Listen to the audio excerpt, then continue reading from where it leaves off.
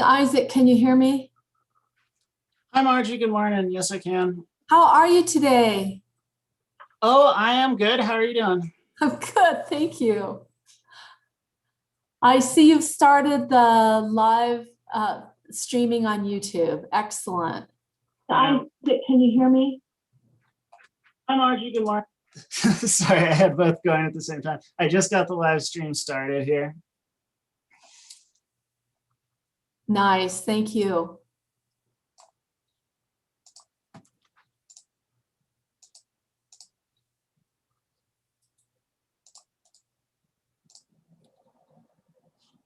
All right, so I'm going to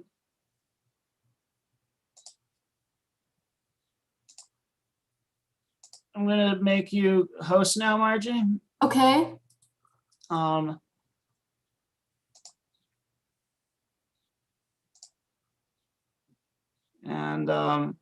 So if I just have this thing up on the screen, just so people, if they're on the live stream, since there's usually some dead space at the beginning, they'll see that the meeting just hasn't started yet. But if you want to share something else or anything, you should be able to share over me, or if you start sharing something, this will stop. Perfect. Yep, I see we've got for this, let me check on the sharing.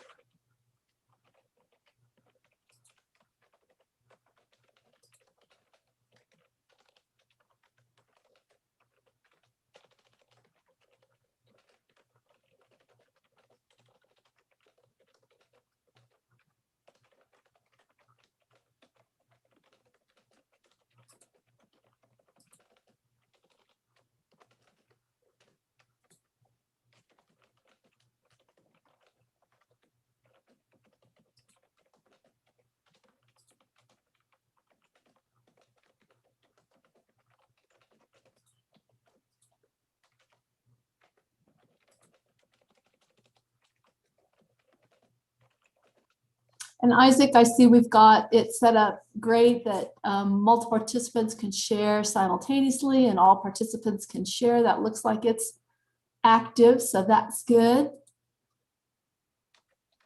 Yeah, it should be set up that way.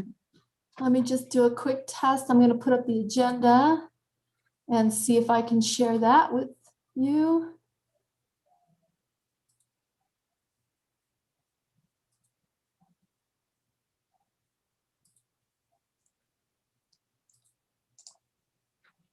Okay, Isaac, are you seeing now the agenda sharing? I am, yes. Perfect. Okay, I'm gonna, I think I'll just stop sharing that for now and wait for Arthur to give us guidance on what he would like to see first. Thank you. Shay, hi. You can hear me. Yes. For some reason I don't have the full, there we go, full screen. Let's get a full screen here. There you go. Well, let's have the meeting. We'll start sign up until just a couple of minutes before 9:30 and then put up the agenda. I, Margie, the email stuff is just mystifying. Several people needed to ask me for the login link because they either couldn't find it or said they didn't get it. I don't know exactly what's going on. I think that in my case, it's possible that because OneDrive doesn't recognize my New Mexico email, that it's not sending me stuff, but that doesn't explain anything else. So it's still a mystery. Art, it's Mark Miller. It could be Art Bad too. So my recommendation, and it might be that a new invite gets sent out and it has the hot link to the Zoom call. Because what I ended up trying to do is I went back to the May 5th Zoom call link, and that didn't allow me to connect. So Okay. I mean, All right. I just sent an email to the whole list and- because Robert Favello asked for the link, and right. so everybody got the new link. No, understood, Art, and thank you so much. What I'm thinking is, just to dumb it down for maybe myself and some others, is that a new invite gets sent out on a recurring 2-week basis Oh. with the hot link for the Zoom link, so that we don't burden you. That's what I'm saying. Okay, Margie, I think that's what our intention is. And usually we send it out. When do we send it out? We either send it out the Friday before or the Monday before. Correct. Right. But our for some reason the New Mexico email, they just changed the Outlook program on it, which is very confusing, and there may be some problem with that. But we did get, I think we got at least 50 people who RSVP to this meeting from the original notice. So It could be my so- bad, Art, and yeah, that's right. it's probably my bad. Thank you. And, Okay. and so, yeah, Thank you. Mark, thanks for that. So you should have gotten a new email link either Monday or Tuesday in a variety of emails. If you did not get that, then apologize for that. So that it was a new Zoom link, different from the one from the May 6th meeting. So that definitely is our intention, and we'll keep working the bugs. So thank you for your patience. Another option we could, use going forward, now that we have, I think, a system that we'll be using for all of these, we could schedule it as a recurring meeting. So the Zoom link would be the same every time. I don't know if that would work for you, if you want to maybe restrict access at times and allow more people in at others, but just that would also be an option to have a recurring meeting so the credentials don't change from week to week. That might be a good solution, and I don't know why we had a new link each time, except that the list of participants did change. But we're pretty much down to the group that's been here from the beginning and is expected to continue. So let's look into that, Isaac. That would probably be a good way to go.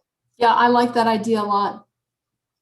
Alrighty, for the next time, we won't be able to recycle this meeting ID, but when we schedule the next meeting, I'll schedule it as recurring, and then it'll we can just use just that one ID going forward. Yeah. That would be great, and maybe have like an exclamation point on it so that people, when they see it, it's like a different color, and they don't just pass over it. Because my old eyes, sometimes I pass over stuff. That's just Yeah. Well, yeah. If you're like anybody else, Mark, you get a million emails a day, and I worried on Monday because I wasn't getting emails, right? And I said, something's wrong here. Okay, I'm gonna mute myself here and get my paperwork organized, but I'm listening.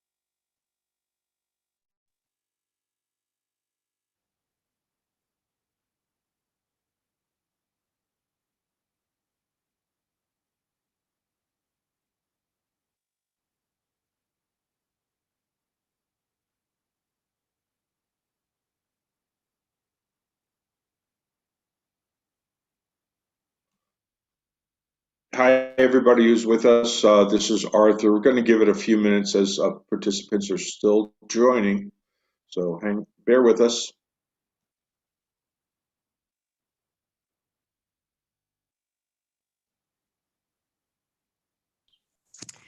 All right, this is Olga. I'm going to be driving for a few, looking for a good way to park. Could you please register me as present if you're going to do the roll call? Sure. Thanks, Olga. We're dispensing with the roll call today. So Oh, okay. Okay. good luck finding parking, although it's a lot easier Yes. here. Thank you.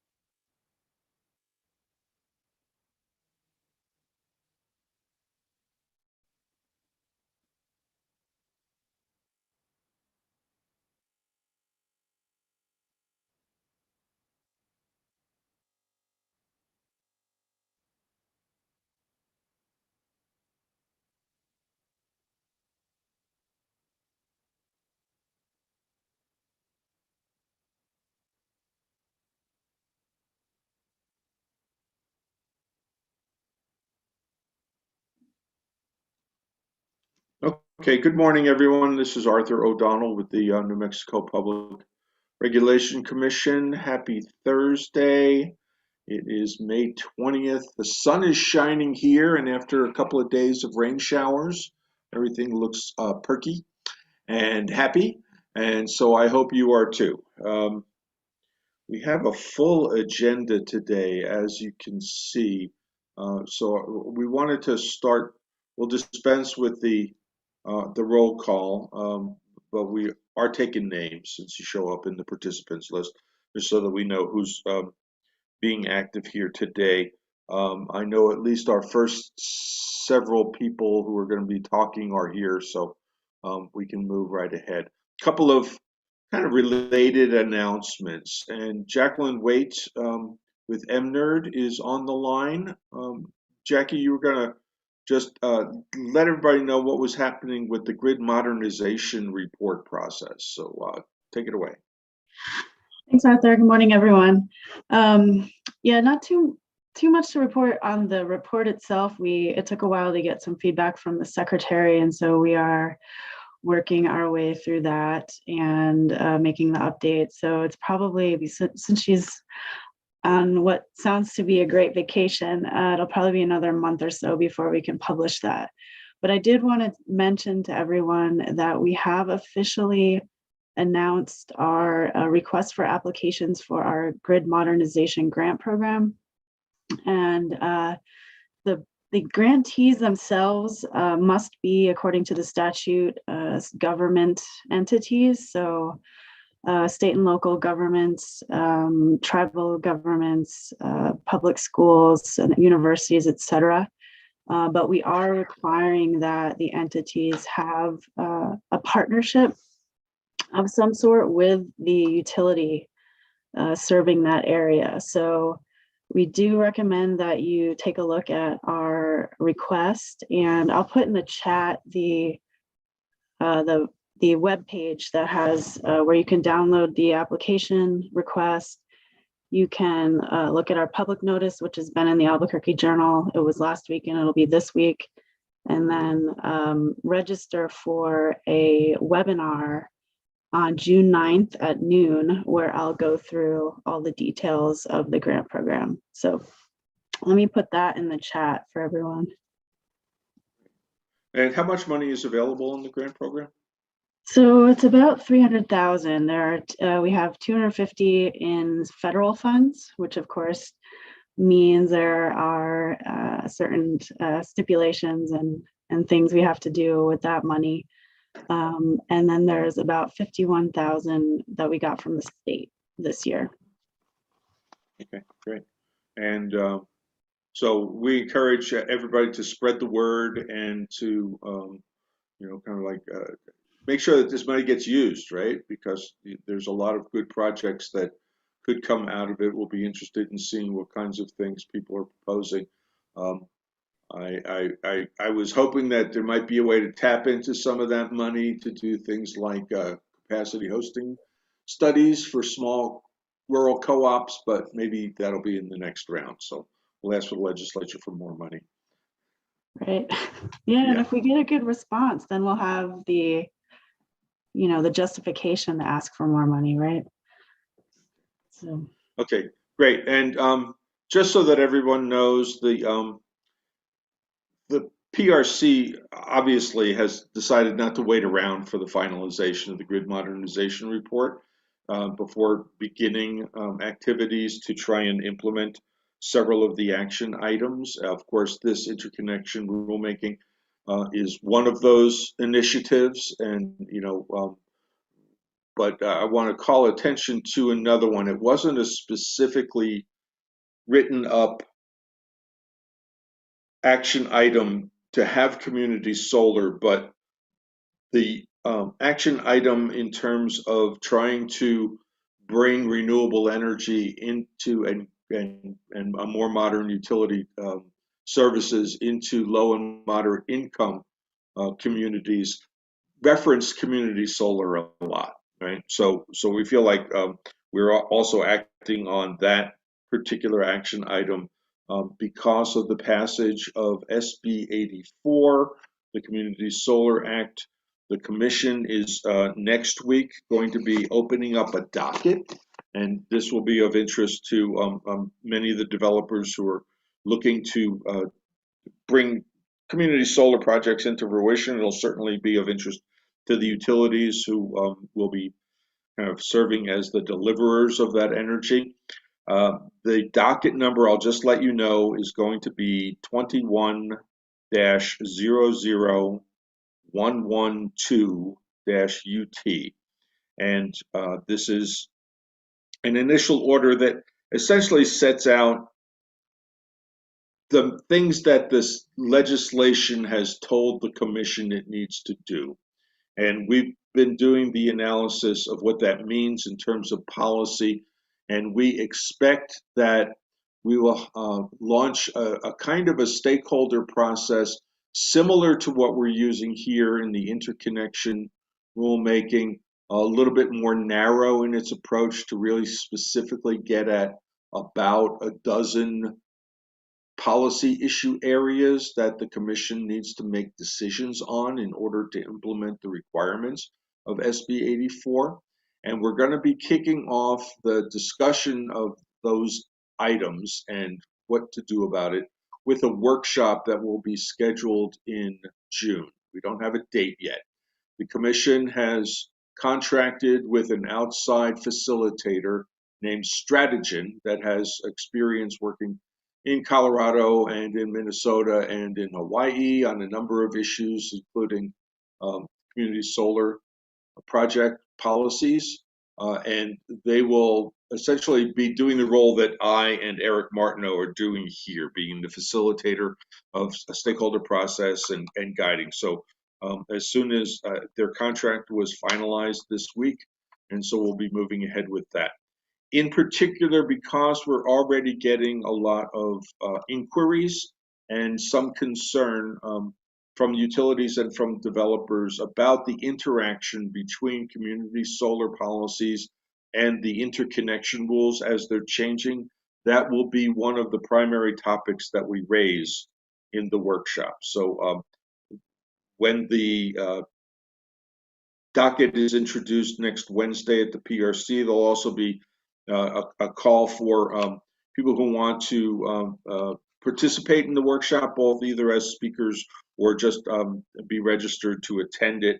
So please keep your eyes open for that. You could also shoot me an email if you have a particular issue area that's listed in the legislation that you can provide some insight to and maybe be on a panel for the workshop. We certainly are looking for representation of a group, right?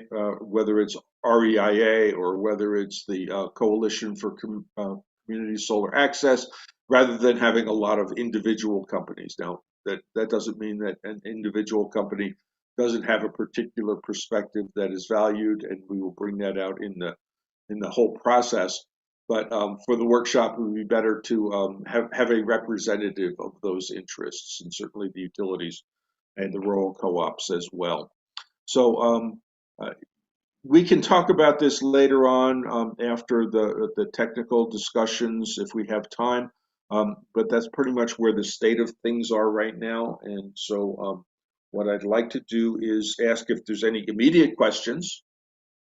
Just raise your hand and maybe I'll be able to see it, and then we can move into the agenda.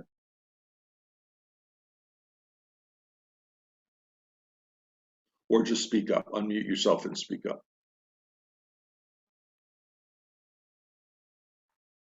No, hearing none. Okay, we're going to prevail on Jackie again. We have now 8 active subgroups, and we'll be forming another subgroup later on today. And everybody's in a different state of kind of process and status for that. So as you recall at our last meeting, Jackie gave us a run through of the IREC questions that are posed in the interconnection manual, but there were still a couple of areas that more information had to be gathered. And so rather than go through the whole document again, Jackie's going to tell us where the new information can be found and what it entails.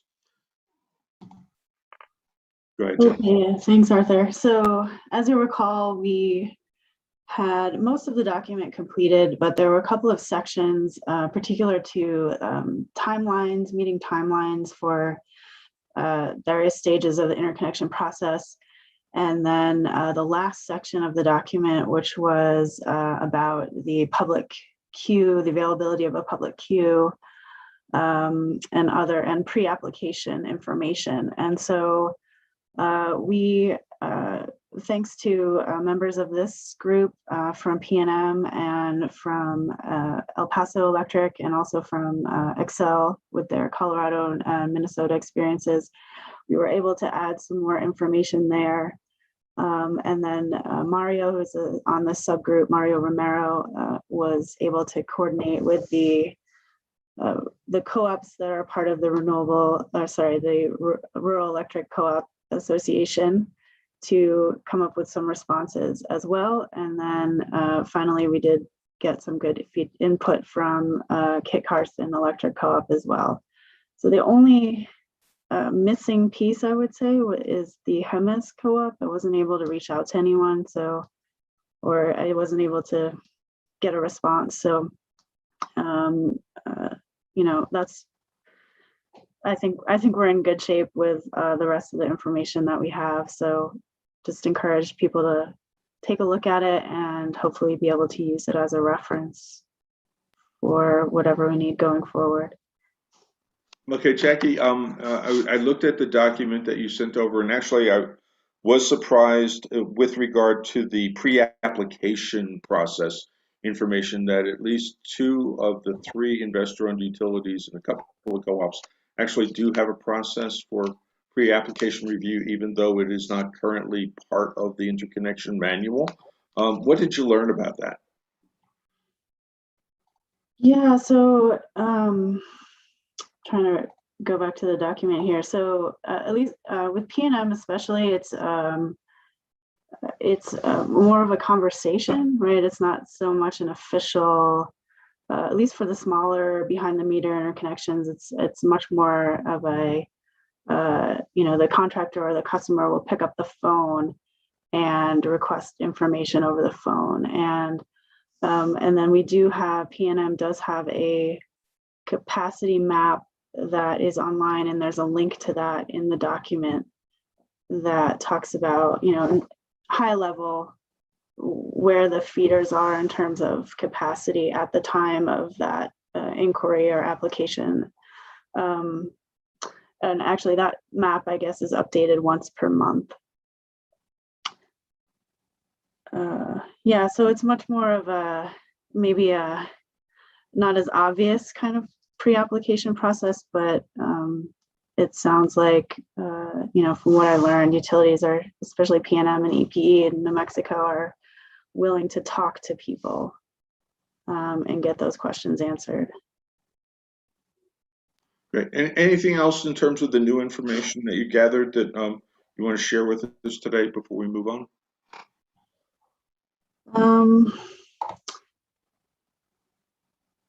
Yeah,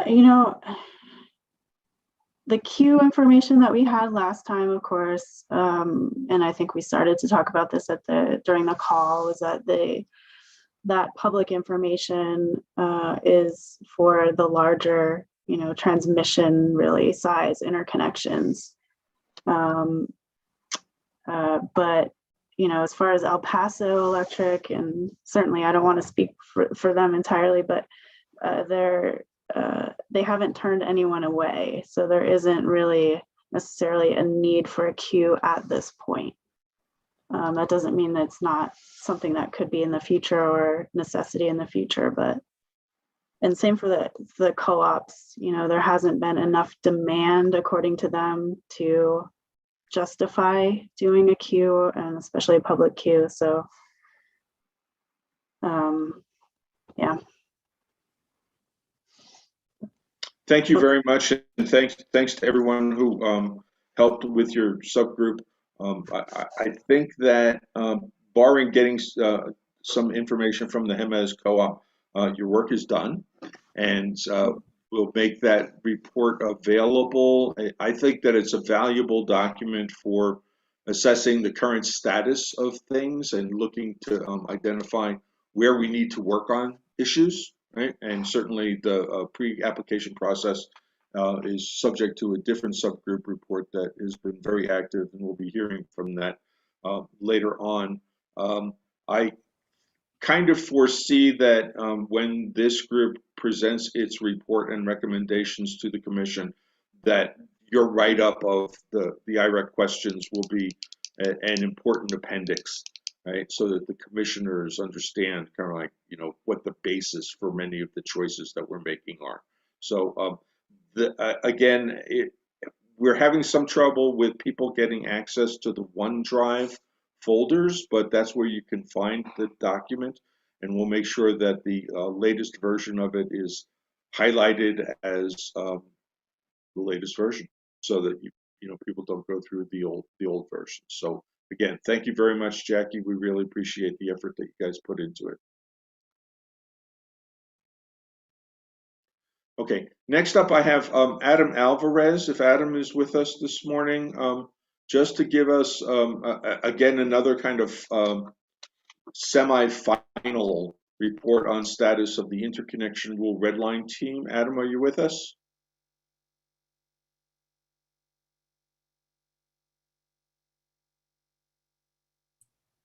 Art, I don't see him on the participant list as of yet. Okay. Okay, is there anybody else who worked on the redline team with us this morning?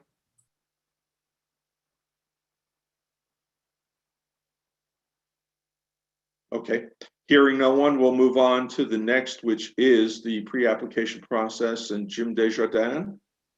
Jim, good morning. Good morning, Arthur, and good morning, everyone. So our pre-application subgroup met again on Tuesday, and I think we have basically finished. We see with the participants in the meeting, there was a consensus.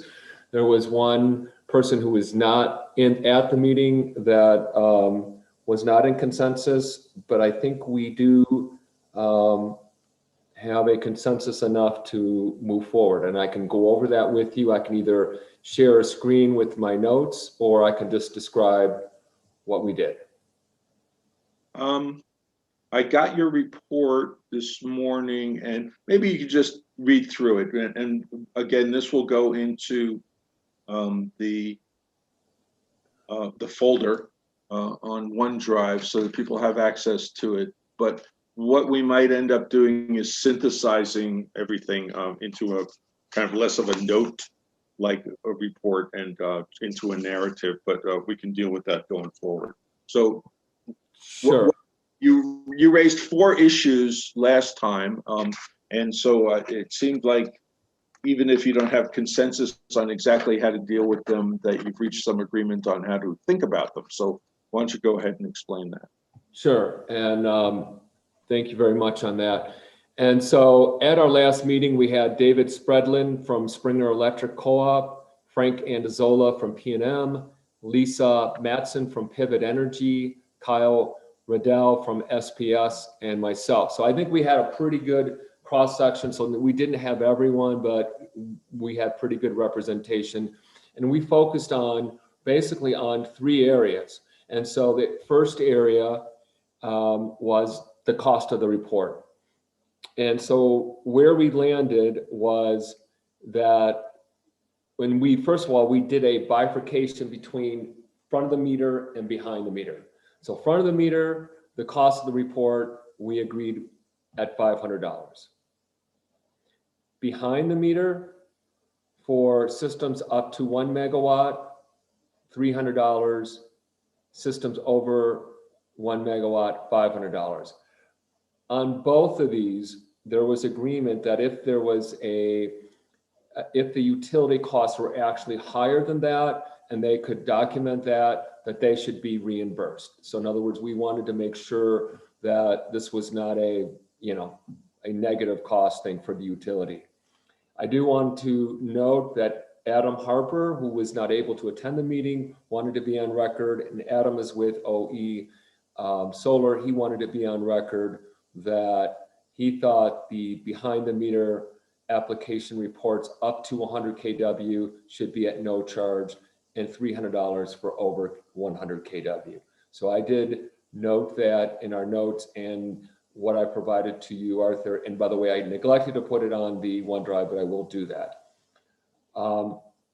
Finally, on the cost of the pre-application report, there was also an understanding that current practice, and Jacqueline Waite referred to this, is that if you call up them and it's for a small system and it's a couple questions, that information is generally just provided informally at no cost, and that we expect that to continue. But there was reservations on the utilities to actually formalize that. So they basically just said, look, this is what we do currently. We'll keep doing it as within reason as best we can. So that was the cost. And so again, I think we pretty much came to a consensus on that with the one exception. And then on the time frame for the pre-application reports, it was a similar process. So we separated front of the meter and behind the meter. And on that, for the front of the meter, they should be completed in 15 business days. Behind the meter should up to 1 megawatt, 10 business days, over 1 megawatt, 15 business days. And again, if there was documentation by utility that they needed more time, then they would be given more time. And on this, Adam Harper also wanted to be on record that he had a different thought, and his thought was 0 to 1. This is for behind the meter, 0 to 100 kW at 3 business days, and over 100 kW at 8 business days. And the only other thing, a point of discussion, was really how good the reports were good for. And it was basically agreed that this was a snapshot in time and the accuracy really couldn't be guaranteed past the time the report was completed. Adam Harper felt that there should be at least 24 hours. And then basically all the other information was in the IREC language was considered acceptable. So I think we pretty much have completed the task, but we're open to doing whatever else we need. And I would encourage other folks who were in the group, if they want to add to what I'm saying right now, please do so. Jim, thank you very much. We still haven't figured out what the process is for the big group to kind of vet and decide if your recommendations are what's going to get put into the final report, but we really appreciate the effort to try and reach an agreement. And of course, reminding everyone is that it's up to the commission to decide on these issues, but if there is a consensus point on these things, it's a lot easier because, you know, they're going to take our word that we've made a best effort to try and reach agreement on these things. So this looks like a really good starting point for dealing with that. So again, this we'll probably go through the language of the pre-application section of IREC when we get to that point, just to see if there's anybody else that has issues that could be incorporated or raised. But I think that for now, thank you very much, Jim, and everyone else who participated in this group. I think that this report does a pretty good job of boiling it down. So we may do some editing on it just to get it into a narrative shape. But your work is done. Thank you.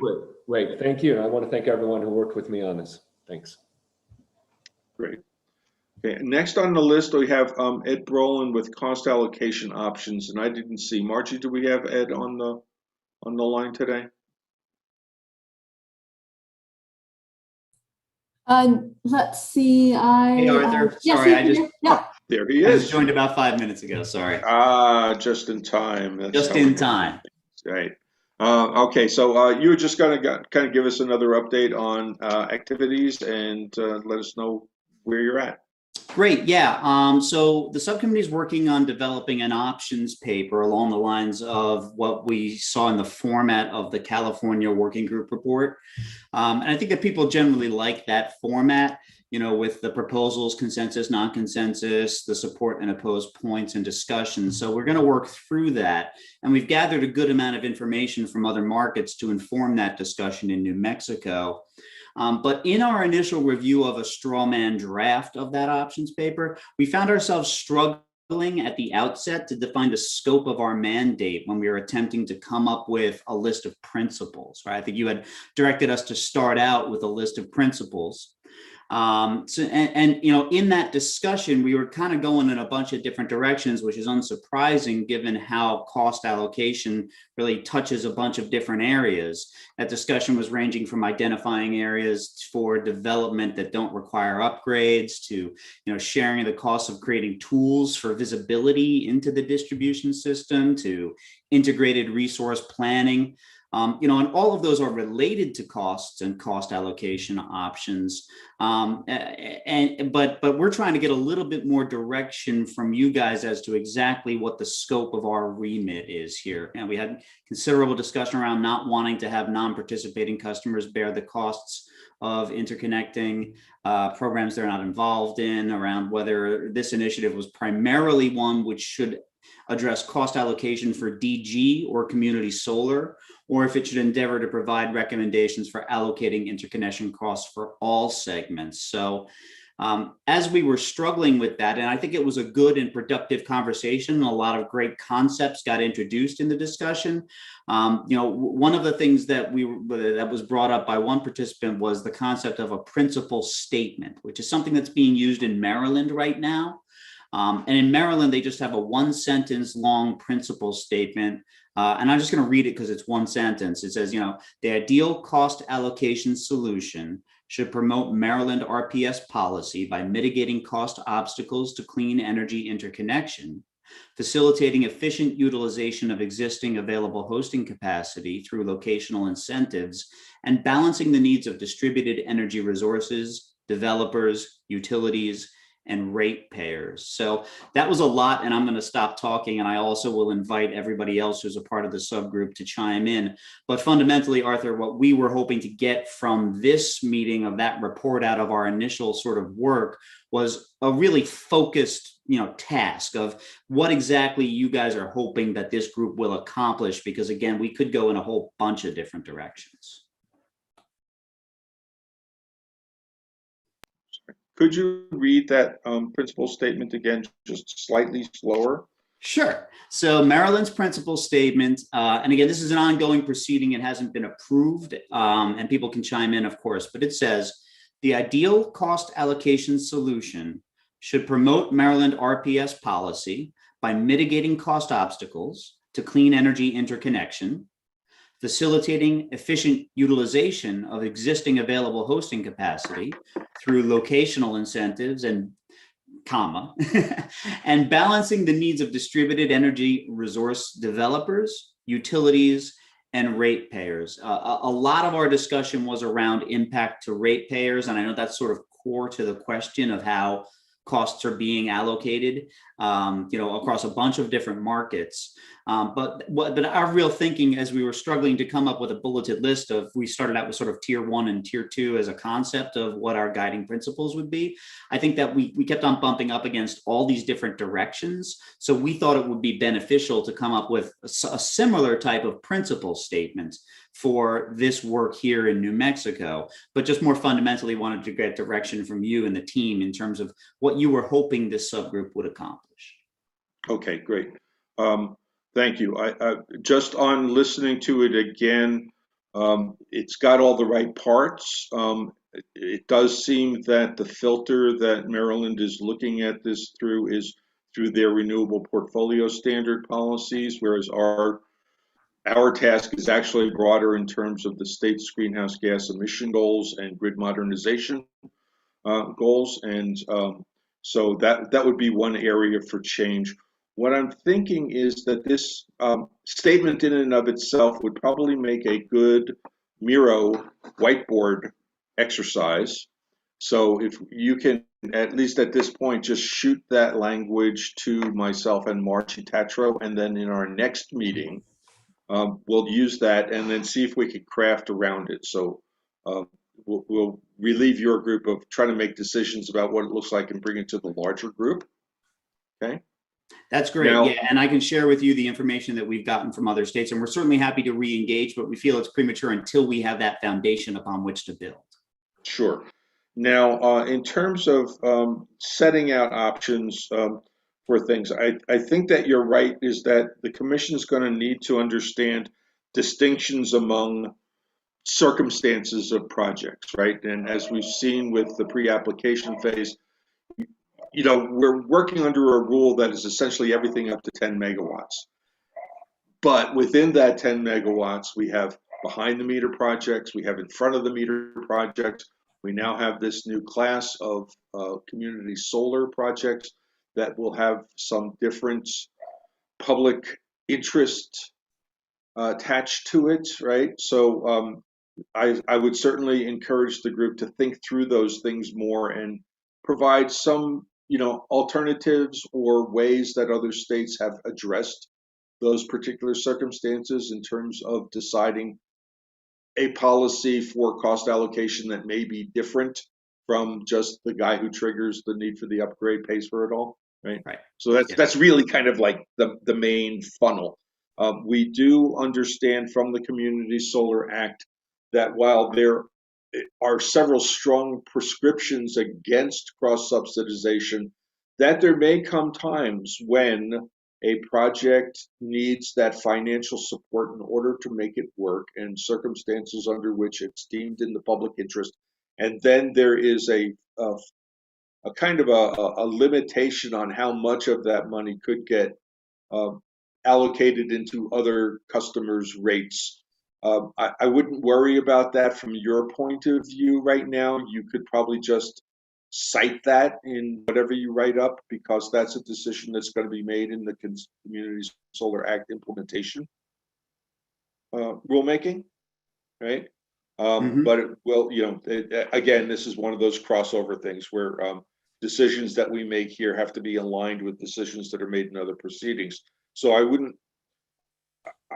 wouldn't necessarily hold you guys to making a recommendation on that. You can just cite what the SB 84 says, right? Because that's going to be a very difficult issue to figure out. It's like a 3% limitation, and honestly, I don't know how to work that, right? So we're gonna require that. Similarly, you mentioned integrated resource planning.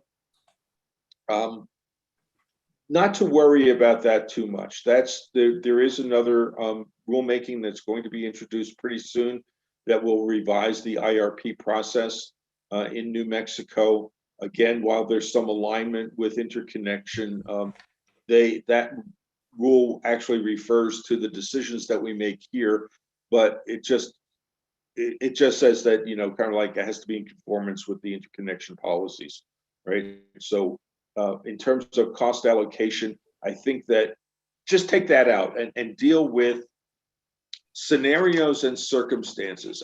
Kind of, you could give us a couple of different kinds of projects that pose different levels of public interest and or need. I think that last time you talked about, something that's, purely a commercial development, obviously they're going to bear the cost, right? Things that maybe balance, like community solar, balances a public interest because hopefully the majority of customers that are participating in those programs will be low and moderate income, such that we have to be very careful of the costs that are imposed on that project and how to figure out how to do it equitably. That's really kind of like the main issues that I see. Of course, having worked in New York, you have probably a couple of different models, different states doing things. So I would say that that's really how to focus, which is in these states, different cost causation theories are being promoted, and here's the circumstances in which they apply. And given our understanding of the New Mexico market, these are ones the commission should consider. Is that kind of like helpful in any way? I think it's very helpful to me and a good amount of homework. I'm going to invite other subcommittee members if they have additional clarifying questions that they want, but that is very helpful from my end.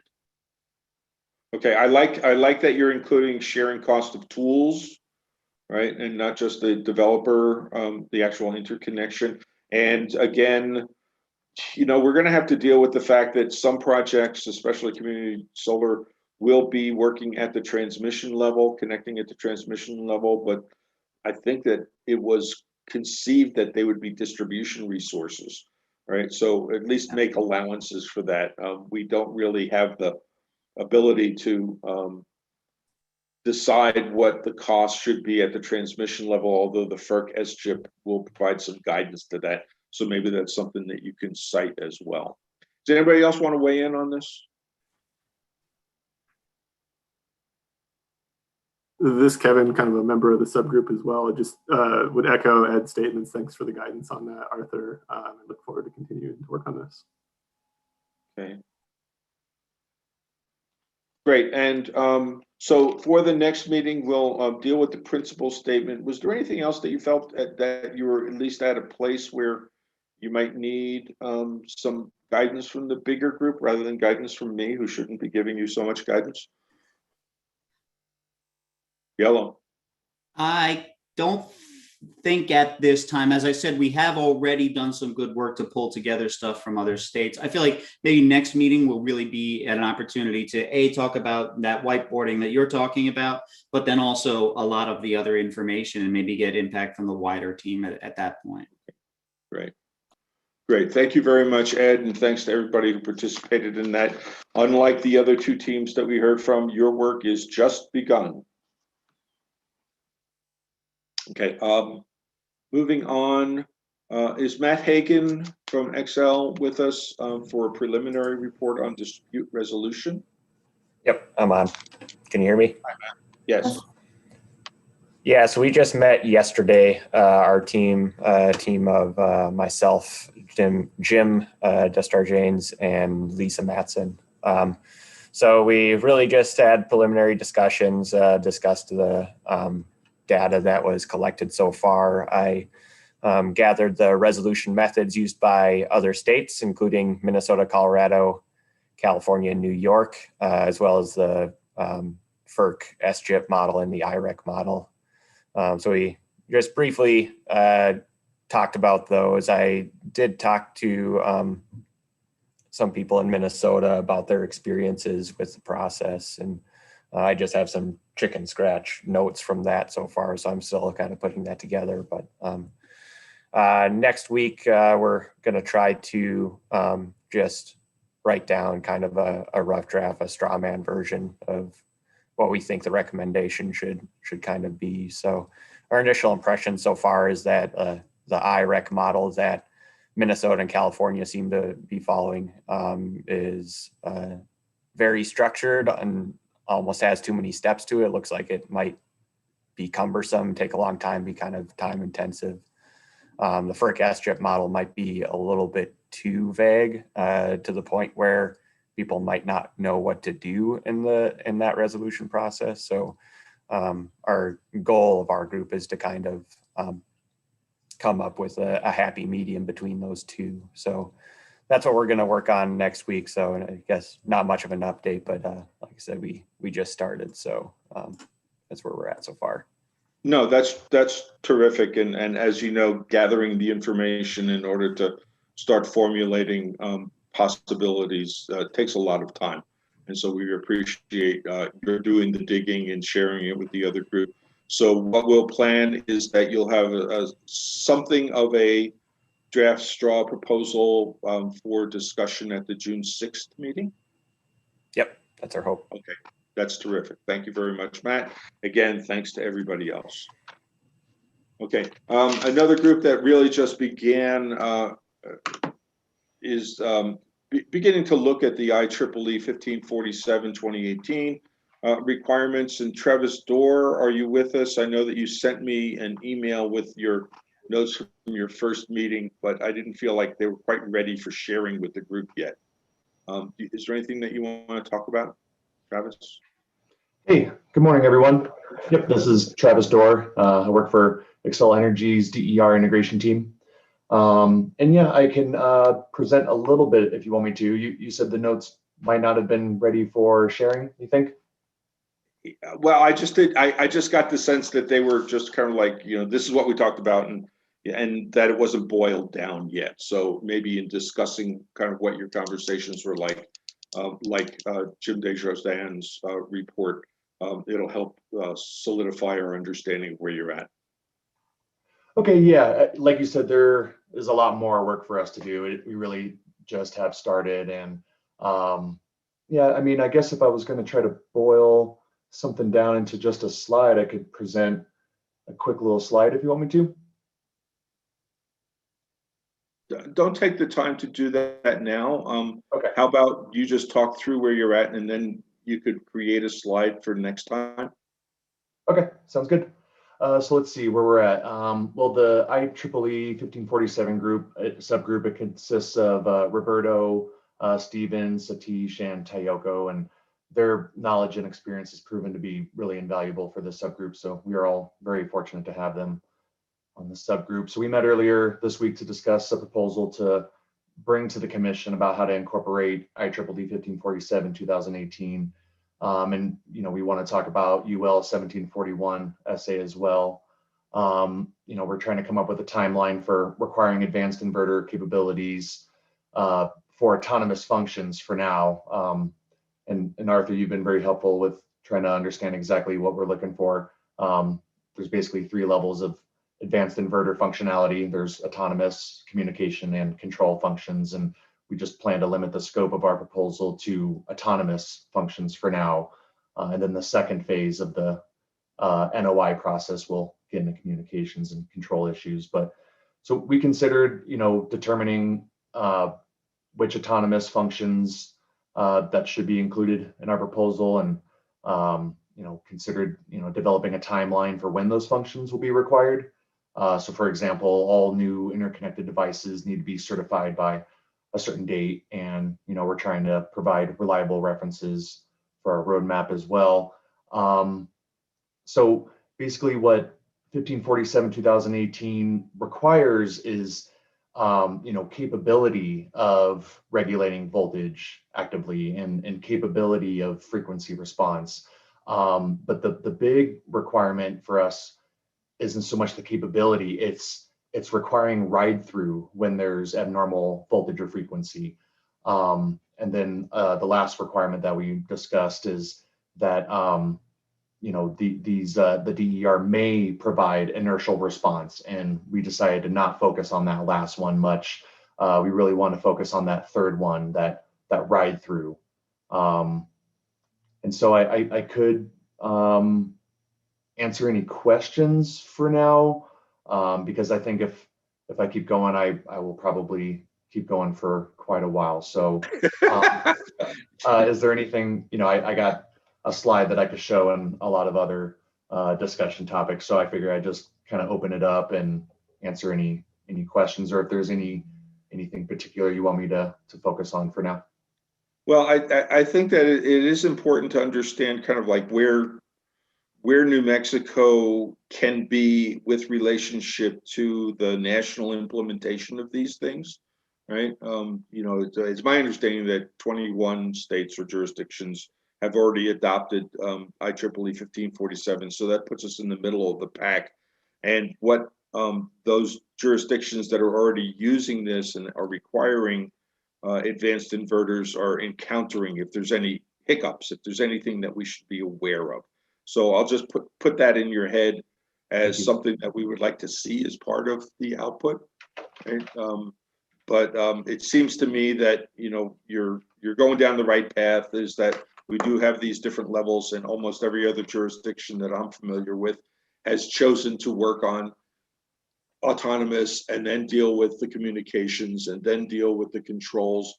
The communications may at this point be a lot more mature than they were when many other states started. So that might give us a leg up when we decide to move there.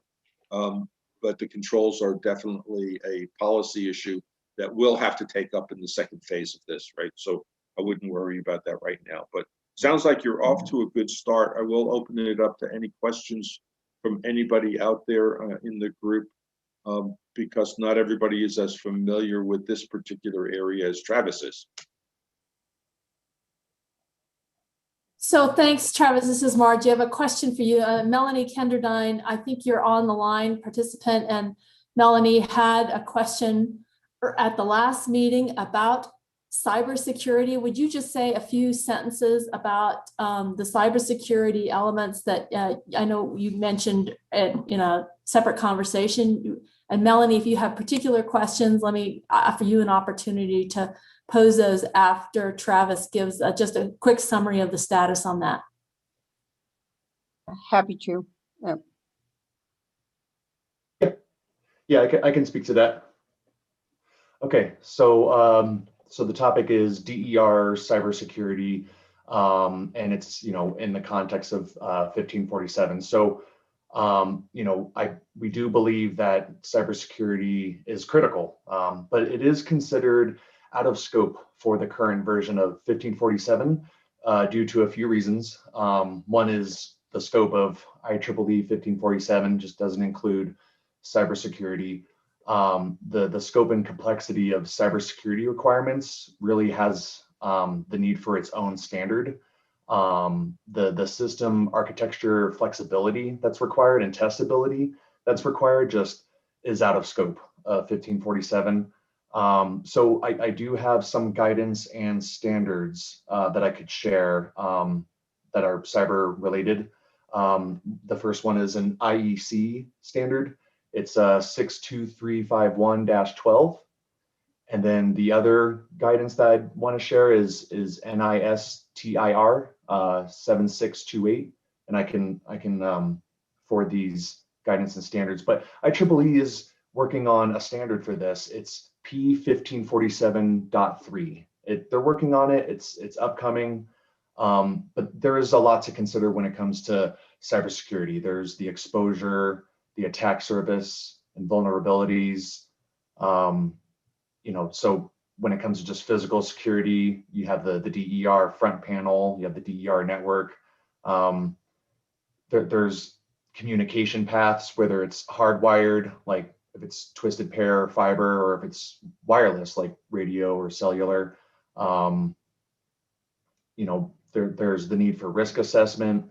You need to have resilience, which includes response to an attack and recovery from that.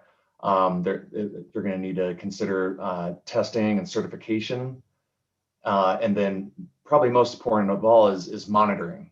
Getting that monitoring out there, I think, is probably the most crucial aspect of all the cybersecurity considerations. Is there anything in the UL standards that, one of the things and one of the catchphrases that you hear in cybersecurity is, built in the design, right? And that's really kind of where we want the industry to be, is to keep these things in mind from the get-go rather than patching on systems later on. Is there anything that we might keep foremost as we're working out the other aspects of this? And certainly when we get to control and communications parts of the inverter network, we'll have to start thinking about that. So yeah, to answer your question, I don't know of any ongoing efforts in DER cybersecurity from UL. Okay. Yeah, so where I have seen ongoing efforts in DER cybersecurity is from the US DOE. They have an Office of Cybersecurity, Energy Security, and Emergency Response. The US Department of Commerce. When it comes to national laboratories, I know that there's Sandia National Laboratories working on it, Idaho National Laboratory, NREL. I know that EPRI is working on it, and then various industry and universities are working on it. And yeah, when it comes to standards, yeah, I would refer you to the IEC, the NISTR, and then the upcoming IEEE standard that I mentioned earlier. Okay, great, thank you. Melanie, did you have any follow-ups on that? No, I just think that we need to acknowledge that it is a serious issue. It is on everyone's mind because of what happened with the Colonial Pipeline. It's a problem for all critical infrastructure, but electricity, I think, is the uber infrastructure. And when you do distributed generation, you are introducing entry points across your system. And I don't know, I know what the labs do a lot of work on this. I suspect PNNL, Travis, is also doing. PNNL is from a laboratory perspective considered to be the major laboratory on electricity, the premier laboratory, and probably Sandia on cybersecurity. So we can check there, but I think we need to highlight this as a major concern. So. Okay, point well taken. And so what I suspect is that as we move into the second phase of the interconnection, we'll probably have another workshop. And so we'll make sure that cybersecurity presentation is put into that. For dealing with the autonomous functions, I mean, by definition, these are kind of hardwired into the inverter or part of the software.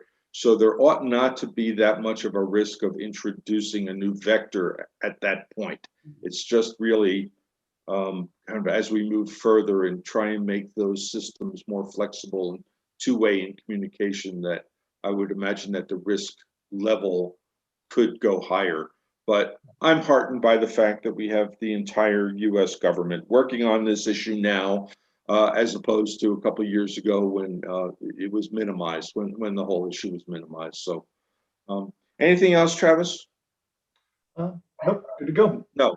Okay, I think that for June 6th, if you can prepare that slide and give us just a little bit more discussion about the autonomous functions that you're talking about, and going back to this issue of what you think should not necessarily be followed right now. I know I had oh yeah,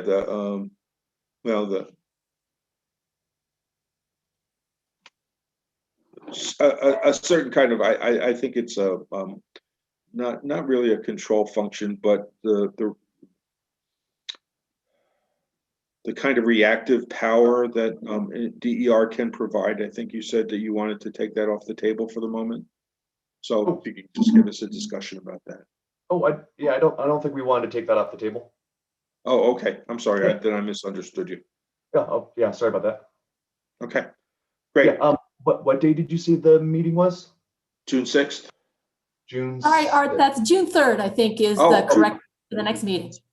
June Okay. 3rd. I was like on a Sunday. I thought June 3rd is a Wednesday. Yeah. June 3rd. All right, it'll be right. Thursday. Next week will be the 27th. All right. Well, anyway, we'll send out a note 2 weeks from now. Yeah. Looking forward to it. Okay, Thanks, great. All right. I was wondering if Adam Alvarez joined us, or anybody from the Interconnection Red Line team.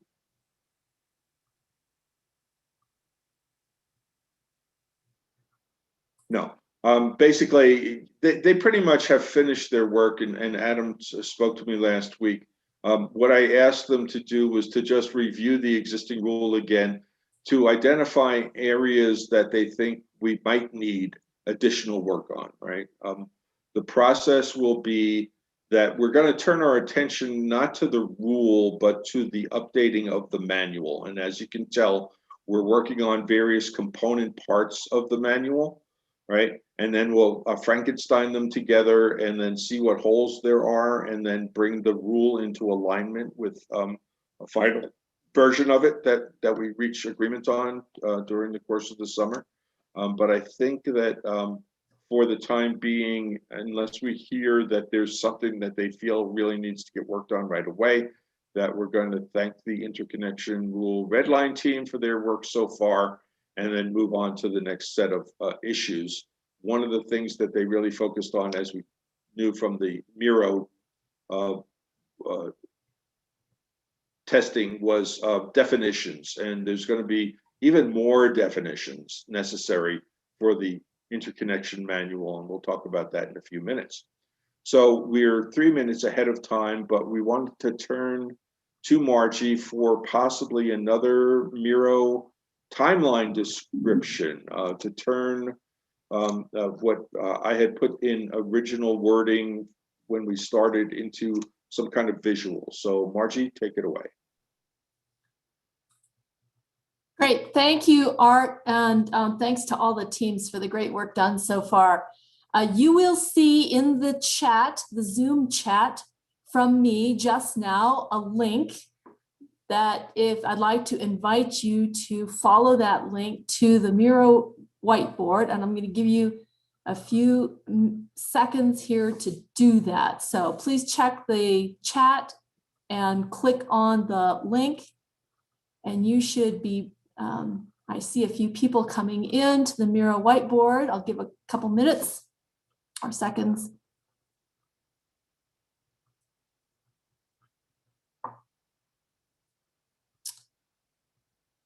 So what this whiteboard does is, and I am going to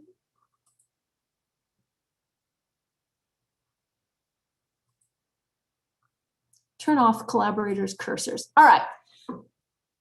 What you see here is, as Arthur mentioned, the issues that have been identified that we are working on in the working group and in the teams. This was from a Word document put together in the early summer, late spring, that listed issues to be addressed. And the purpose of this whiteboard exercise is to lay these out in phase 1, which we're working on now in this year, 2021, and then list issues that we plan to have the group help address in phase 2. That would start in the fall and go into 2022.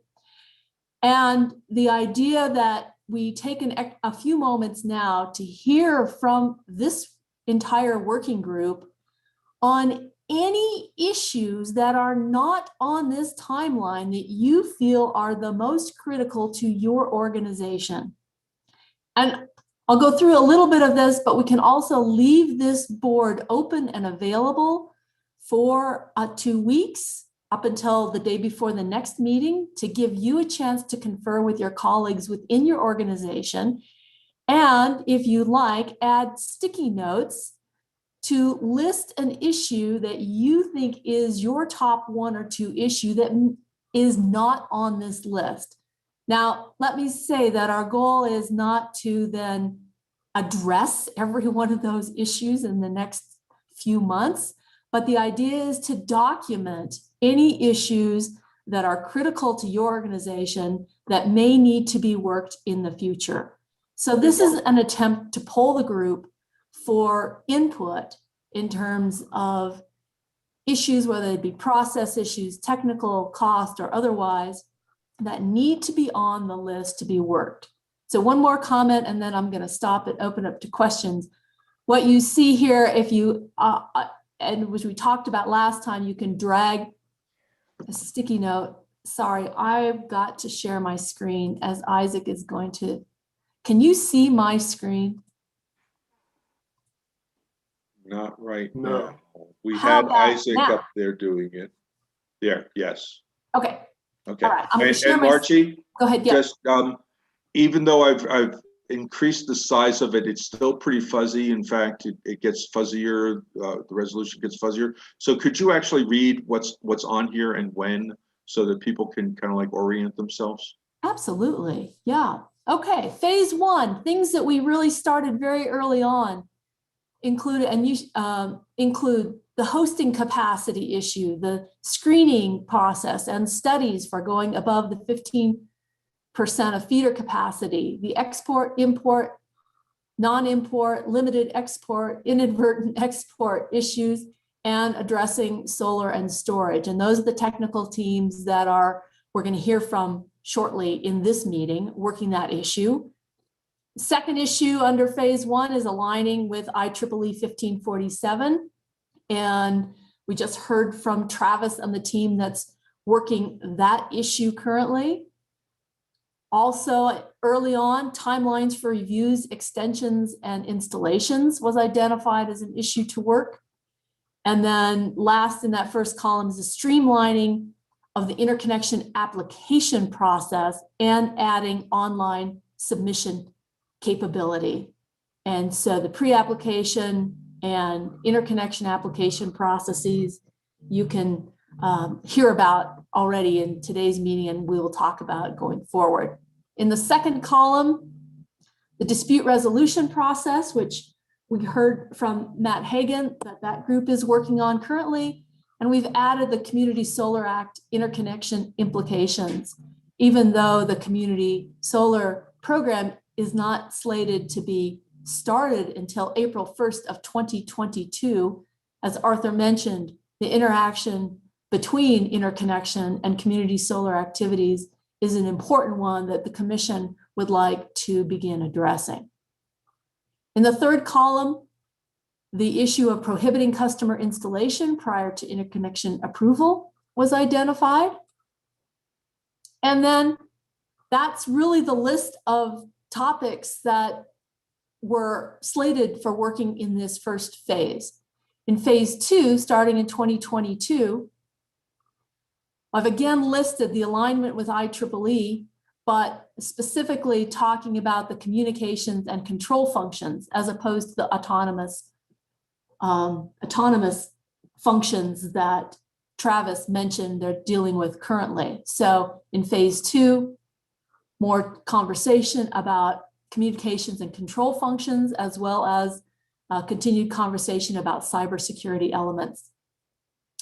Also, backfeeding or export to the transmission grid was an activity, a topic that was addressed in one of the early workshops. And then finally, cost recovery rules for distribution upgrades and other interconnection costs, which, as we just heard earlier today, the group is, thanks to Ed and the team, that's starting to look at those issues. So though we won't take that up in recommendation really till phase 2, the pre-work that's necessary for that has started, which we're really excited to be able to be ready to address this early in phase 2.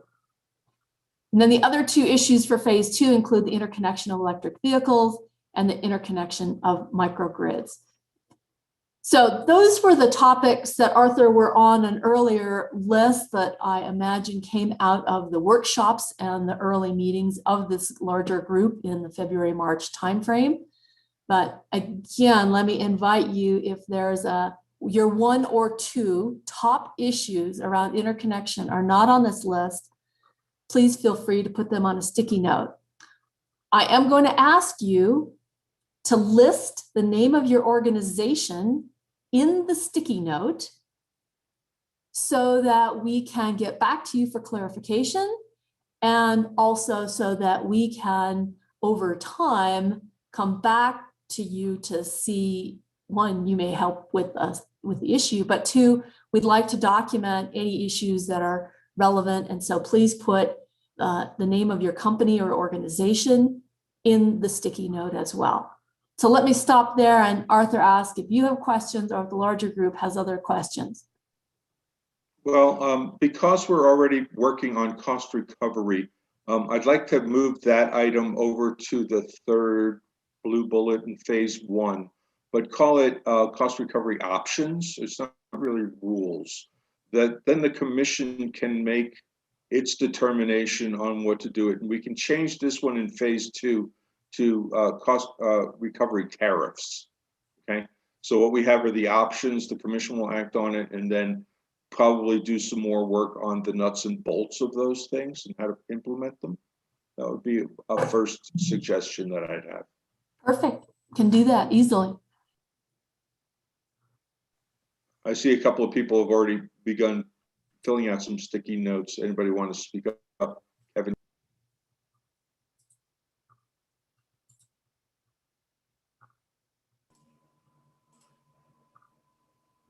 This is Kevin. I can address the sticky note that I added, kind of similar to something that I presented on a meeting or 2 ago, just around the need or likely usefulness of additional pre-application resources.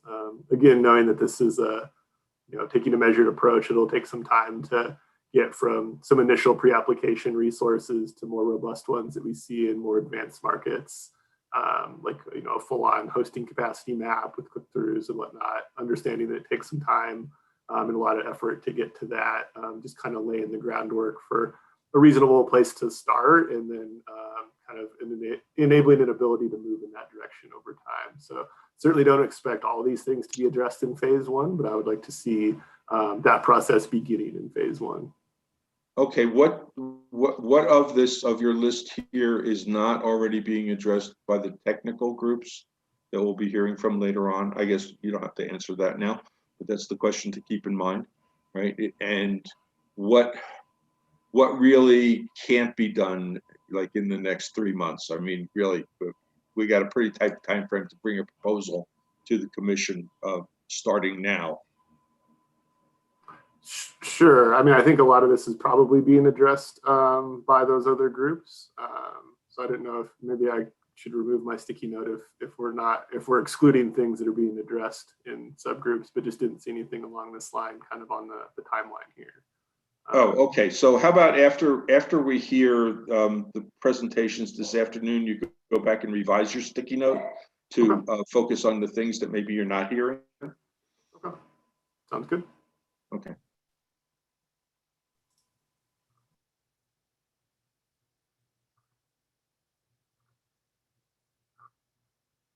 There's a metering issue, Olga and Satish. Oh, sure. I wasn't sure if you wanted everyone to speak.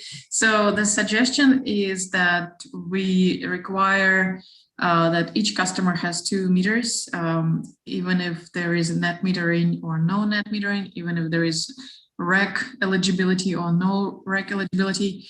And the purpose for the second meter would be to provide visibility to utilities. So essentially it will be the same meter as a REC meter, but even if you're not receiving REC rates. And the second meter would provide real-time or at least reduced real-time information for utilities for visibility purposes, such that they have real-time or near real-time information about current solar production throughout their circuits. And should they enable this to be real-time communication enabled, that would be great. If they cannot do that, that at least will provide some interval data, but at least this will be information for how much energy customers are really producing. Okay, so basically it's a proposal that we might require multiple meters, even at the residential level, because meters cost money. And I see somebody typing a note that disagreeing because of the costs. That is a good point. Of course, cost will be an issue. It's, I would guess, what is it, $50 or maybe less. Inverters can provide the same data, but at the same time, customer may be able to override inverter communication settings. So maybe we can change this suggestion to provide a mechanism for real-time information from a customer side, whether it is a second meter or a smart meter communication channel. Okay, yeah, I think that approach would be better. It's really, we want to get at the goal, which is to provide the information. And so let's I thank you for putting this up here. And I think that I'm not ready to kind of move ahead on this idea yet, but if you and Satish for the next meeting can draw up essentially a proposal, which is this is what we're trying to do, this is how we do it, and then we can have a discussion of it, because I'd certainly like to get customer representative input and utility input on this, because to me, there's a possibility of complicating the system here. That it may be that certain classes of projects would really benefit from it and others would not. And we really need to have a discussion before we do that. But to have a simplified proposal, kind of like the one line or one paragraph that says, this is what we're trying to accomplish, and here's the reason for it, and here's how we might do it. Okay. Just any other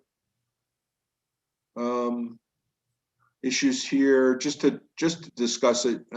We of course encourage everybody to play with this tool and do offline work. As Margie said, this will be available. So I see standalone energy storage should be included. Boy, that's like a big issue. Who put this in here and why? I put that in. This is Abbas. Abbas, okay. Abbas, could you make sure that you at least put your initials to it too, so that okay, yes, we know where it came from. Absolutely. Okay, standalone energy storage treated as a resource. We haven't gotten there yet. It may be an outgrowth of the export capability issue, but just give us your sense of kind of why you think this is important and when we might deal with it. So far, we've always discussed energy storage in conjunction with solar, but I think the market, the way it is moving, is there might be instances where we see just standalone storage and with no solar at all, especially as we move to a time of use rate structure. So this may be forward thinking, may not be necessary at this time, because certainly the market is really small, especially in New Mexico. I think there's just a few instances of such installations. But just looking ahead, I think this might be an issue that we would have to deal with. Because once you introduce standalone storage, then not being a one-way resource, you also have to then consider where is the charging energy coming from, what rate is that charged at, and then when you discharge it, what rate do you get for that? So it's a little more complicated than just having straight resource that is only a generation source, whereas this is both a generation and a storage source. Okay. I'm thinking that this is a phase 2 issue, and we could put it on the list with interconnections for EVs and microgrids and Possibly. add that there. Yeah, I mean, as I said, since the market is really small, it is not something we need to look at right now, but we may have to address this in phase 2 timeframe at least. Okay, great. All right. I think that gives us an idea of kind of how to use this and what kind of conversations it spurs, and that a sticky note doesn't really kind of like do justice to the ideas, but that it certainly kind of like gives us a way to start sorting through issues that we don't want to neglect, right? To put it that way. So, Margie, is there anything else you want to say about this and people's access to it? And then let me ask, Stephen, you've got a sticky here about the closed circuit issues. Would you like to elaborate? Yeah, hi. I think it was addressed, I believe that's being addressed through the cost recovery rule component, but I'm not 100% sure. There's definitely something happening in New Mexico that's not happening in most of the country, which circuits are closed to interconnection for all resources. So I'm based on this list and cost allocation, I'm not exactly sure where that fits in, but I'm saying this is a real pressing need for some customers within New Mexico. And I don't know if moving the cost allocation, cost recovery rules forward, as Arthur raised, includes those closed circuit issues in some way. I believe it should, but I think just looking at what's going on, I think that's the most pressing issue for a number of customers. And how do we address that moving forward? Because it can't continue and get much worse and grow.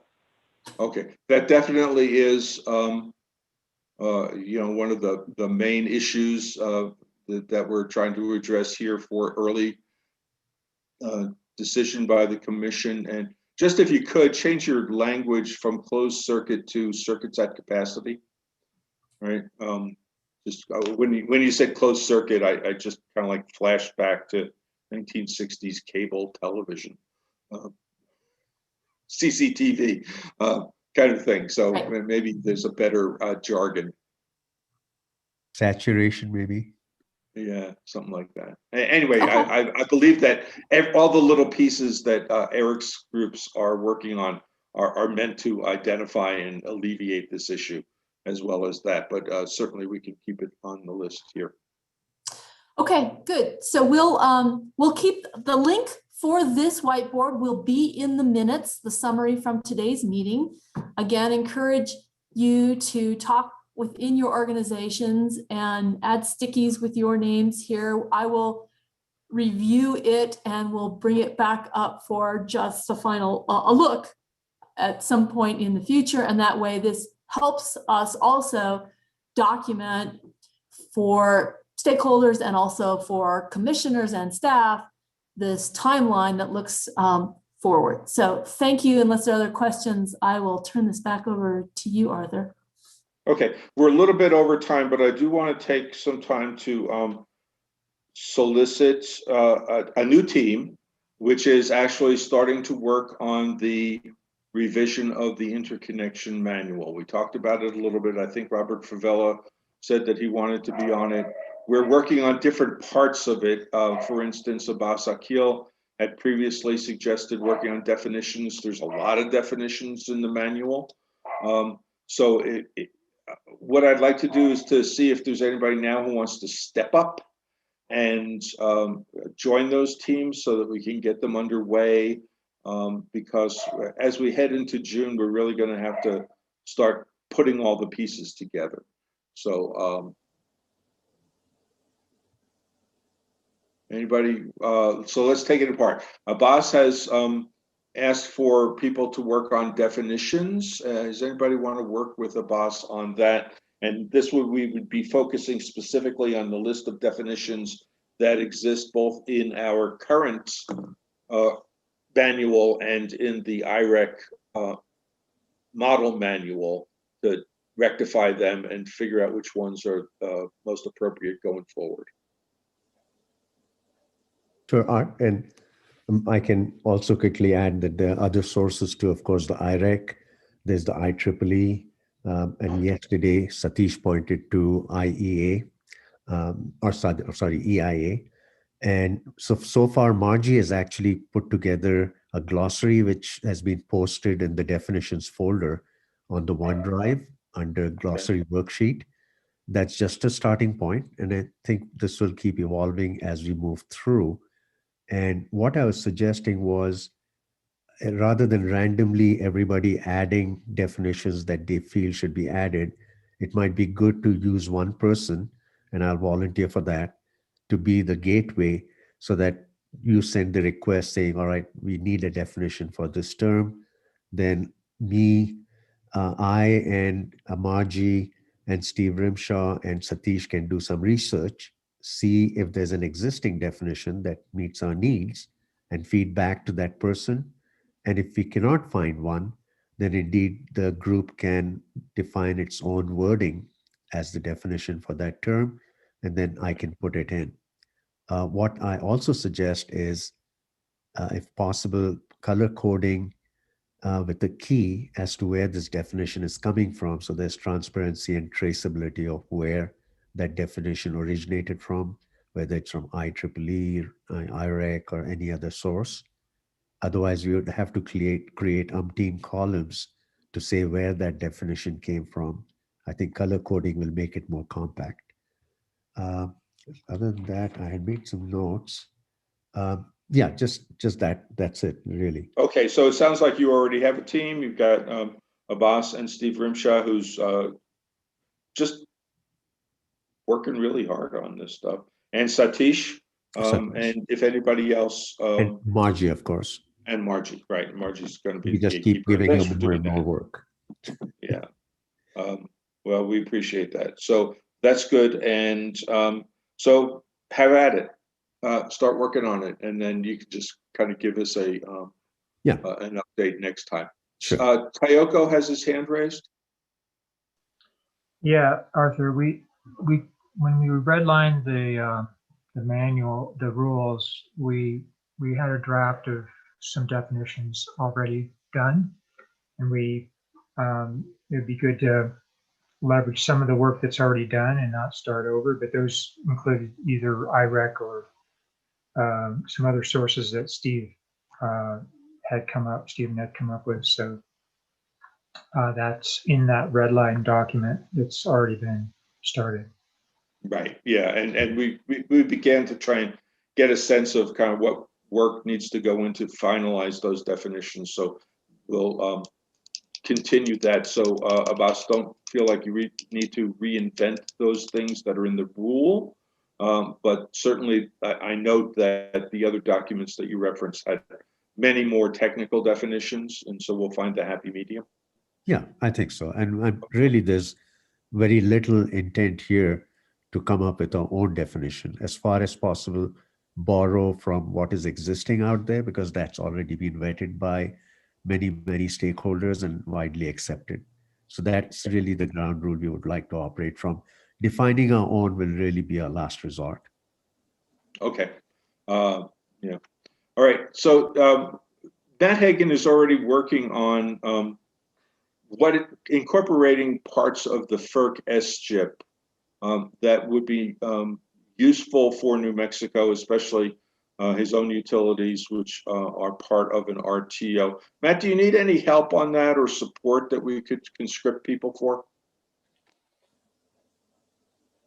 Well, considering I haven't gotten very far yet, yes, but I'm not sure where specifically I could use the help, just the bandwidth really. So like what I'm trying to do right now is reconcile the current manual with the updated FERC Order 792. see like what the differences are there, and also with the IREC models, identify the differences there. And it's good. I mean, the differences are going to be significant. So I'm kind of struggling with right now how to show that logically without blowing people's minds, I guess. Yeah. Okay. Yeah. So I'm running into difficulties with that, but Okay. Is anybody here on the call willing to offer to help Matt, and probably in the translating of what's in his head into some kind of proposal, right? Or document that we can take to the larger group. I really think that maybe you really only need 1 or 2 people at most. yeah, I think so. Okay, anybody else? Okay, it's not the most time critical issue, and certainly kind of like it may even get inserted as we move forward, but please everybody think about it if you have a particular interest in this or ability to help with that, and then contact Matt, copy me, copy Margie, so that we keep track of this. And otherwise, Matt, if you're just like hitting a wall in terms of time and ability because of all your other work, just let us know, because this is an important aspect that we don't want to neglect. Right, sure. Thank you. And then finally, the big group, which is who can kind of like take charge of the edits and revising the interconnection manual itself, given the component parts. If you feel that we're not ready to do that yet, that's fine with me, because we do have a lot of preliminary work, but I'd like to get a sense of who's willing to work on that. Anybody want to step up for that task right now? Tayoka, you still have your hand raised? Ed Brolin has his hand raised. Are you volunteering? No. Ed? I am volunteering, yes. Okay. Yes, it's Tayoka. I'm volunteering. Okay. All right. Anybody from the utility community? This is Kyle. I can help with that. Kind of to your last point there, we may need to kind of see what the definitions and the work that Matt's doing on reconciling the SCHIP with the IREC and the current manual first before we start drafting stuff, but I'd definitely be willing to help. Okay. Maybe a way to approach this is just to have an offline session, maybe during the off week, with you guys and me going through the IREC manual and see what holes, what's being worked on and what holes need to be filled. So we could do that next week if you want to. Sounds good to me. Okay, yeah, and it wouldn't be for the big group, and then we can figure out a strategy. Again, it's not the most time critical, but it is essentially the most critical task. So anybody else that wants to help with this effort, you can just contact us after this meeting. Okay, it's 2 minutes to 11. Yeah, Margie. Yeah, Roberto, are you still on the line? I knew you had expressed at least interest in this topic. Is there a particular part of it that you would like to help support, or are you not available? I mean, can you guys hear me? Yes. Okay. Yeah, I'm going to be supporting the process and things like that, but I want to be involved in the manual. I don't know. Are you asking me to take a lead position? If you have the bandwidth to take a lead position, that would be great. Otherwise, we don't have to decide that yet. We can decide that after we kind of like walk through the IREC model manual to see what's missing. I definitely want to participate. I mean, okay, in any capacity, but definitely, I mean, I'm a little bit tight on time to take the leadership position. So. Sure, we understand. Great, thank you. We'll include you as being involved for now.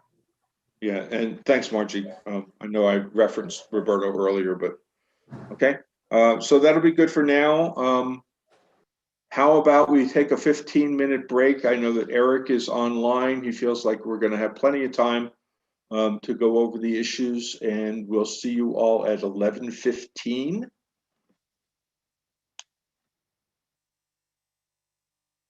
Thank you.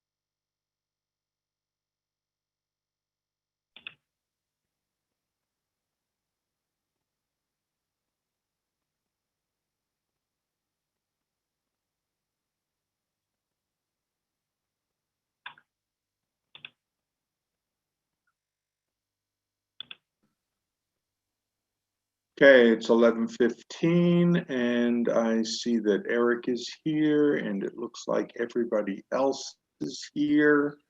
So I'm going to turn it over to Eric. I just have on the screen our brief description of what's going on. Eric, you want to share your screen instead of mine, or we just want to go into Yeah, I'll go ahead and do that. Thanks. Okay. Yeah, good. Yeah, welcome back, everyone. And we'll now proceed for the rest of the session today to address, come back to these two technical issues that we've continued to flag. And 4 weeks ago, we set out to solicit a set of proposals from anyone in the working group on both of these two technical issues. And we've had two groups at work for the last 4 weeks. An industry group led or coordinated by Sarah Birmingham of the Solar Energy Industry Association, and a utilities group coordinated by Zoe Lease of SPS. And both groups have now submitted proposals, a series of proposals as of yesterday. Those are posted to OneDrive and were distributed in email yesterday to everyone. And we'll hear from both groups now to give us an overview of what they are proposing, what they've come up with so far on both of these two technical issues. And just to remind everyone that this is intended to be an iterative process, that we by no means think that we can capture everything that we need once through, that there will be back and forth on this a number of times until we can really get to a solution that everybody can ostensibly agree to in terms of how we revise the manual and or the rule related to both of these technical issues, and to see, you know, if what we have is adequate or not. So the first issue, capacity screening, related to generation capacity, circuit and hosting capacity, and that includes fast track and expedited screening. It includes hosting capacity limits or definitions of those limits, thinking about maybe the longer term mapping and publishing of hosting capacity, although that will take a number of years. So we want also language that will actually address the short-term needs. And then the issue number two is in terms of requirements for specifying limited export or non-export of a generating facility that includes storage. And let me pull up the next slide here. So we're now going into this phase of reviewing the proposals, and we've set out a 2-week comment period on the proposals that we are just about to hear right now from each of the two groups. And so we're inviting comments on these proposals from all participants by end of the day, June 1st. That's almost 2 weeks from today. And as we receive those, we'll post those to OneDrive. And comments can also include counter proposals. If you want to counter propose something that's in the proposal, some alternative version or way to go about what the proposal is pointing to.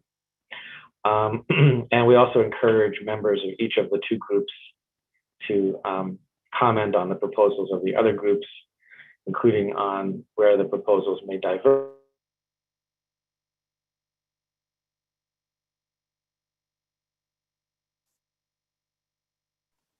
Eric, we lost you.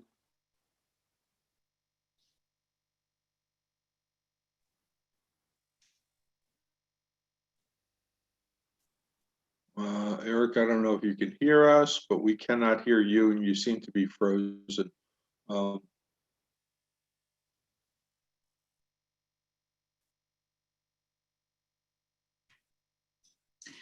Arthur, if it would be helpful, while we're waiting for Eric to come back on, I can go ahead and get started talking about our proposal. That would probably be great. I'll try and email him and let him know that he's disappeared from the face of the earth. Okay, thanks. Thank you, Sarah. Sure, absolutely. So first of all, I just want to thank everybody that participated in the subgroup. I think it was a really collaborative process. We, as Eric mentioned, we turned in the proposal yesterday. It has been posted to the shared drive.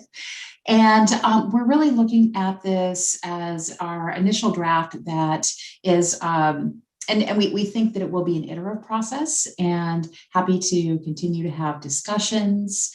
I did want to offer that over the next 2 weeks, as people are digging in and reviewing and putting together comments, if it would be helpful, I'm happy to set up a time for a call if there are questions that would be helpful to walk through different aspects.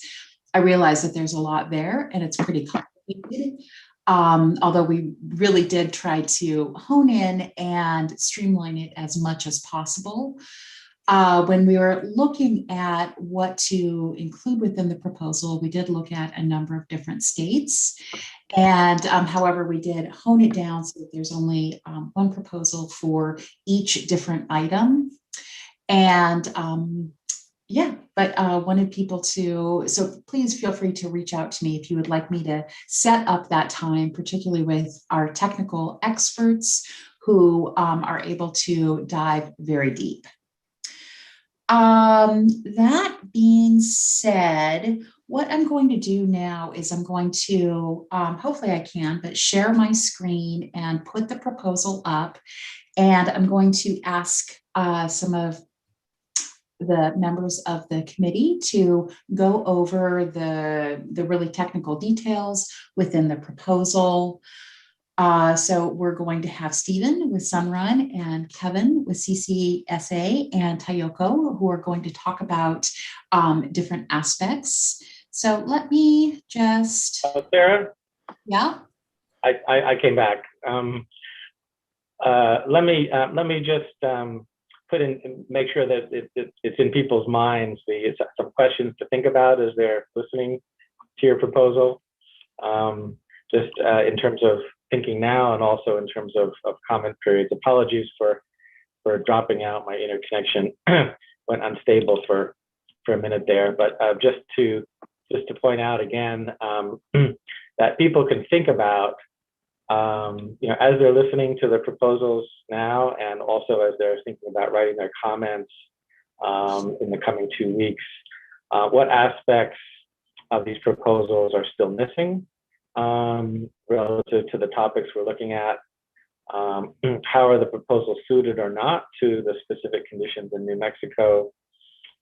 Where do they fall short or push beyond, let's say, relative to leading practices, if we really wanted to consider that?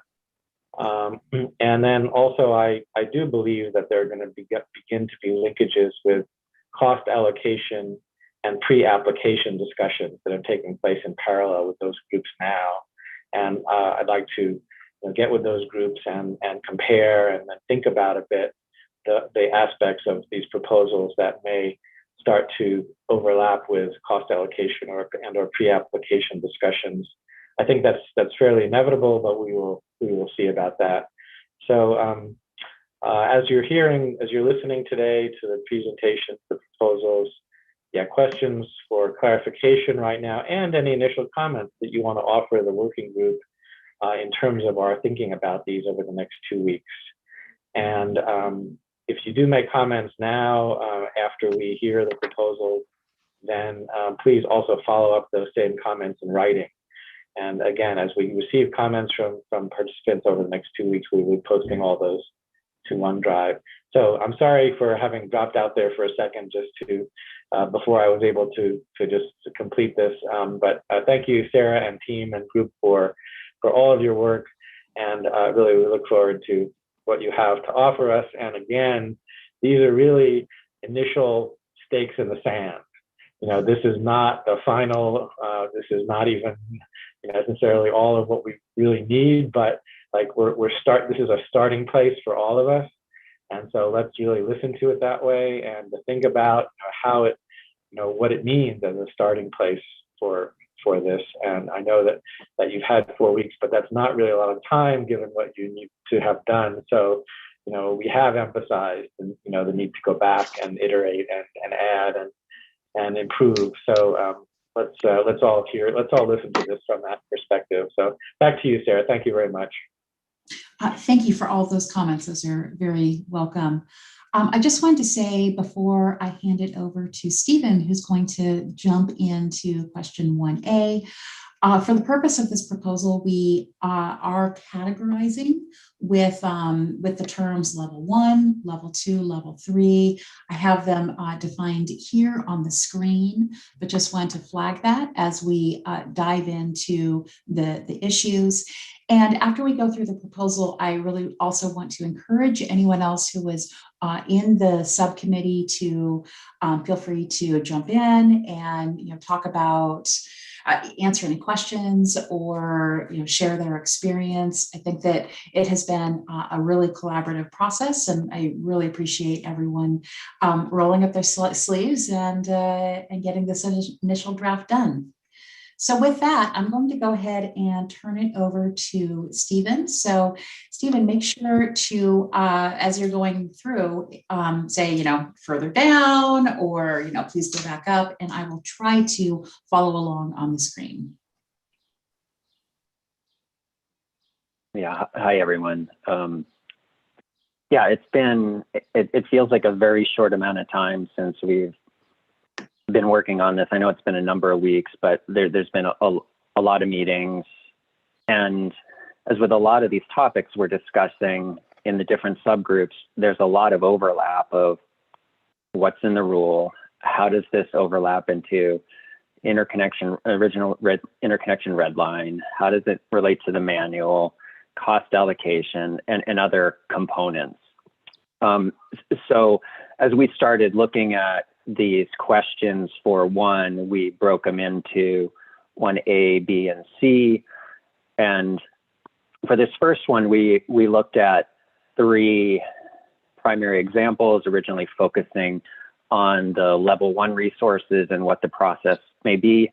Those examples included interconnection processes similar to FERC SGIP and IREC manual with levels 1, 2, 3, and 4, and also states that have evolved away from those specific level and standards and have evolved in other ways. So I don't, we've talked a little, we've heard a little bit about FERC SGIP in this earlier conversations. I don't know how aligned we need to be, but the proposal that the members felt was most appropriate, doesn't have level 1, 2, 3, and 4. Level 3 is essentially a non-export option under the FERC rules, and then we're proposing level 3 be for larger than a megawatt and have slightly less streamlined processes due to the complicated nature.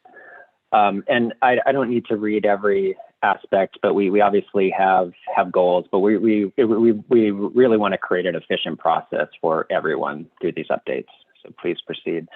So we are really looking at, as you start looking at hosting capacity, it's a big, question of what to include there, how broad, how narrow, and as the discussion went on, the issues that we've included within this proposal expanded.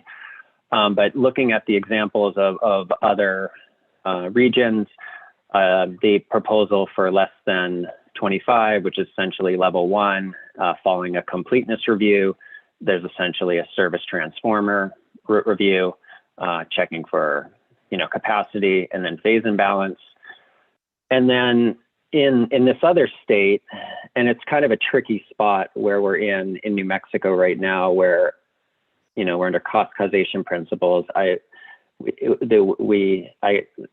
the term closed circuit earlier, and we do use that later on. But where this this proposal came from. Essentially, if you're non-export, you skip any further screens.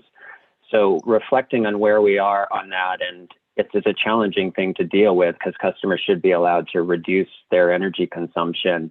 We're proposing in this as an initial stab that in the reality that there are circuit closures that, this non-export screen would only be used for these smallest systems in the event of a circuit closure. And then there would still be the pathway to interconnect, offset load, and proceed.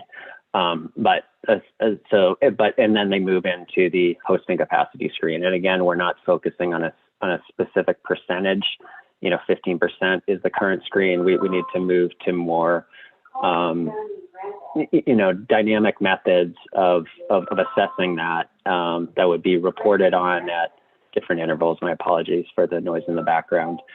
And then we do talk a little bit later about some of these terms, reserve hosting capacity, but is there enough hosting capacity for that resource? And then essentially interconnect that resource. The process is done, and we'll talk a bit about later about timelines and that. And then we move into level 2, and we didn't really have a lot of time to go into level 3 processes, except for maybe some timelines, but we're characterizing level 2 resources on radial circuits, again, from 25 kW to a megawatt or less. And then the initial proposal, and this was all very fluid, not every aspect of this, people may fully agree with, but, this is where we ended up at and didn't receive a lot of pushback on the majority of this for the people that are participating. These larger projects should probably go to some level of supplemental review or direct to a study, because they're going to have some interconnection infrastructure just due to their size. So if we scroll down, it's similar to the top. We're following the completeness review. We do the service transformer screen, but then there's also a couple other screens related to circuit ratio, but really short circuit contribution. And this is enhancement made in the state in order to address hosting capacity and move to more standardized methods that if you're a typical inverter, you essentially screen through this process, but if you have a bigger contribution, it'll raise a flag that this is somewhat abnormal and falls outside of what's been assumed within the hosting capacity screening processes. Line configuration, and then there's this will it export again. So in light of where we're at, and as we talk about later, we're essentially saying, okay, maybe where we're at, it's not appropriate to just allow all non-exporting systems to interconnect and bypass these processes. This is all subject to further discussion. But if a circuit is restricted, which we'll talk about these definitions a little bit later, or closed, these customers should probably be offered a supplemental review to evaluate their ability to interconnect without upgrade. And, there's a lot on hosting capacity that we'll be talking about later. The next screen is, are you above 500 kW? And then it checks for certain concerns that may trigger a need for supplemental review, even with known hosting capacity mapping resources. So, we're pulling that in as a best practice. And then we move into the hosting capacity screen next, which assumes 2 scenarios. The scenarios are assuming PV output profile, but one would be, a set rating for the whole year, and another would be a more seasonal rating, that if there's a certain month of the year that, there's a certain condition on the grid, and the rest of the year that they could operate at full output, the application and developer should know that, and ideally there would be a process to allow for that in the long term as these capabilities for hosting capacity expand. Scroll down a little, Sarah.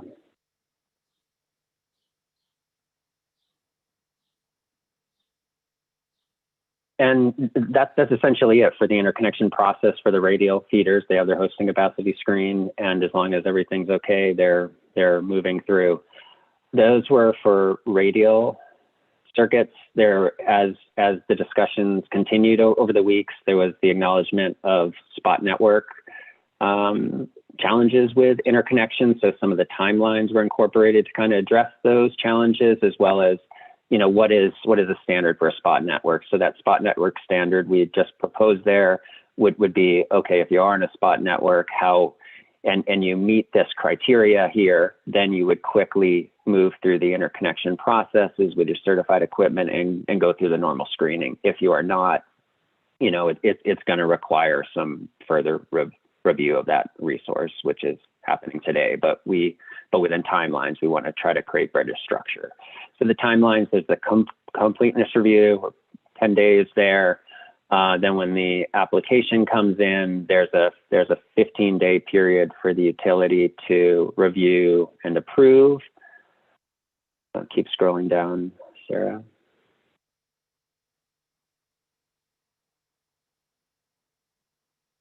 They failed the review. There's a process, supplemental review. We've heard a lot about supplemental review processes taking a very long time.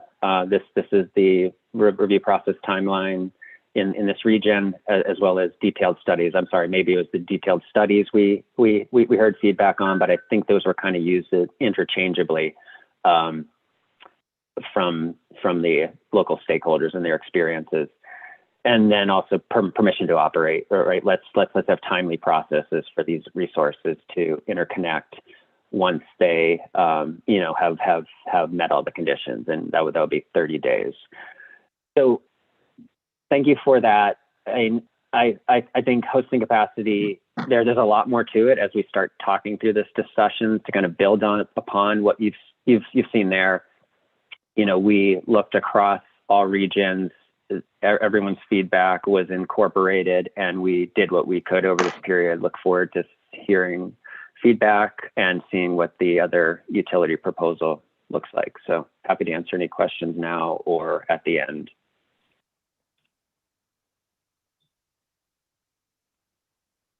Thank you, Stephen.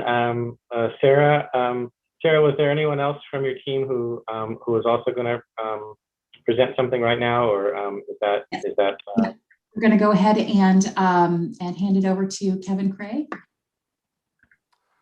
Thanks, Sarah. Yeah, I just wanted to, kind of kick off the conversation around our proposal for issue 1B, kind of start working through the goals. And I think the high level goal is to really maximize the efficiency of upgrades and minimize unnecessary upgrades. And so to achieve that, we're really proposing a more holistic approach where we look at kind of grid needs for all customers on a circuit and how we can increase hosting capacity for all of them.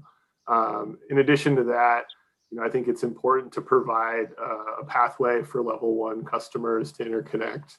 I think we've seen examples in Minnesota where level 1 type customers have gotten very bogged down with being in queues with much larger projects, and that's created a lot of frustration with the customers there. And so I think it's important to kind of create a unique swim lane for those customers to continue to be able to move through the process in a more in a faster fashion, and then also realize that a single residential customer isn't in a position to take on the cost of a feeder level upgrade or a substation level upgrade that other projects might be able to bear. And then in conjunction with that, also creating a bit of a separate queue through kind of a capacity reservation process for those level 1 interconnections. Again, just to streamline the process for their participation. As far as the proposal goes, really what we're proposing is to create a kind of a flexible threshold for folks to bump into. So there would be depending on the feeder and types of customers on a feeder and kind of the nature of where the feeder is at, being suburban, urban versus rural, we're recommending somewhere between a 10 and 25% capacity reservation for those level 1 customers.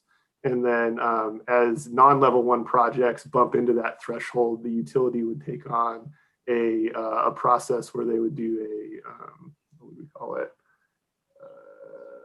Kind of an interconnection study or analysis and develop a proposal for increasing the hosting capacity on the circuit for all customers. And then the interconnecting customer, non-level 1 interconnecting customer that caused that would be allocated a prorated share of that interconnection upgrade. That would therefore reestablish the 25 or 10% threshold for level 1 customers, while also increasing the hosting capacity for non-level 1 customers. And then as subsequent non-level 1 interconnection requests come in, they would be allocated a prorated share of that interconnection cost. So this allows for some cost sharing and allows for a streamlined process for all customers to move through, while again also minimizing unnecessary upgrades. One thing I don't think we quite captured directly in our proposal, but I think somewhat implied and I think is important, is that there's likely an opportunity for utilities to earn their rate of return on their investment and kind of the carrying cost of those upgrades until they're paid back by those subsequent non-level 1 customers. So certainly an ability for the utilities to have a play in this as well. Stephen, I don't know if there's anything else you wanted to add on some more detail around the cost allocation process and kind of how you've seen that work. I don't think any more detail around that, but I think it's all structured around minimizing unnecessary upgrade costs by improving efficiencies, right? The current processes for hosting capacity maps and then the cost causer of the next resource coming along, just really does not work. So this process is trying to say, okay, we're in this situation today. There are actually closed circuits. Let's, as we start planning for hosting capacity, let's start reserving some of that so where we have more time that these circuits are not closed while these other processes that we work on, continue to improve and expand. So, this is all meant to be processes that we believe can be implemented now as improvements and into the future of how to create the right structure. So thank you. And I believe Kevin and I are both working on proposal 1C together. I'll be starting out, but really, again, this is looking at long-term, but there's a lot of near-term things that can be done to standardize and get to that long-term mapping proposal. So we're trying to establish best practices through planning and reporting through policies that we standardize. So we are all talking the same language. In New Mexico, we understand how these processes work within the states, and we're all better off because of that. But this is work moving into uncomfortable areas because, again, we're saying that circuits can be closed, which is a very rare occurrence anywhere in the country right now. But we need fundamental changes in processes to enable this. So what we're proposing is that yes, circuits at the current time and in the future can be classified as closed. They essentially have no remaining hosting capacity. We're not being prescriptive on what that hosting capacity standard is. It's a little bit more detail in here, but it's really up to the utilities to do their due diligence. They know the networks best. We aren't here to prescribe what they should be, but we need to improve what we're doing and standardize in those manners. So restricted circuits would only be available for reserve hosting capacity. Those would be the level 1 customers. So essentially, once there's not enough hosting capacity available and you start dipping into that reserve, it would be flagged as reserve to make awareness for larger resources, that there's an issue. You can still apply, but expect some delays and some cost per proposal to be provided. But smaller projects will continue to interconnect. The parties believe that it should be reported in the KW available, for each circuit, and then there should also be plans and opportunities to open multiple and restricted circuits proactively. So, these processes don't need to just wait for the interconnection customer to come along. If there's a known area of a problem, the utilities should be able to submit plans if they would like to the commission for approval. Or these processes could be triggered by individual customers, but we need to really plan for the future, or we're going to be in the situation where we are today for some customers. They were just saying they should have procedures for calculating hosting capacity. Most of them, beyond the ones that are consulting out, and consultants can do this type of work too. Do analysis and see what's reasonable when those first upgrades are really truly needed, as well as information data. Let's make the information available through API and provide some additional specifics that will be helpful for developers of larger projects. There's also some the definitions that should be considered.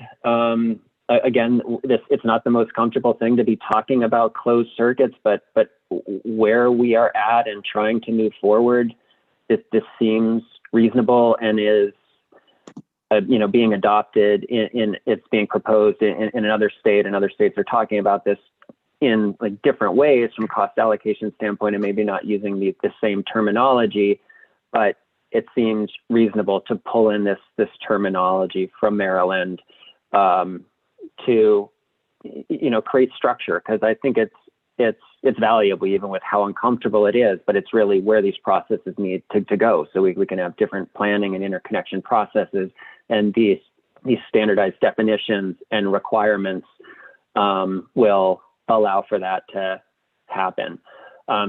So a lot of this builds upon what Kevin discussed in 1B, and just adding some additional details here: the hosting capacity upgrade plan, facility cost sharing, reserve capacity. I believe Kevin was going to do a little bit of closing on this issue, and then we're going to move into issue number 2, and happy to take questions on any of the proposal. Thank you.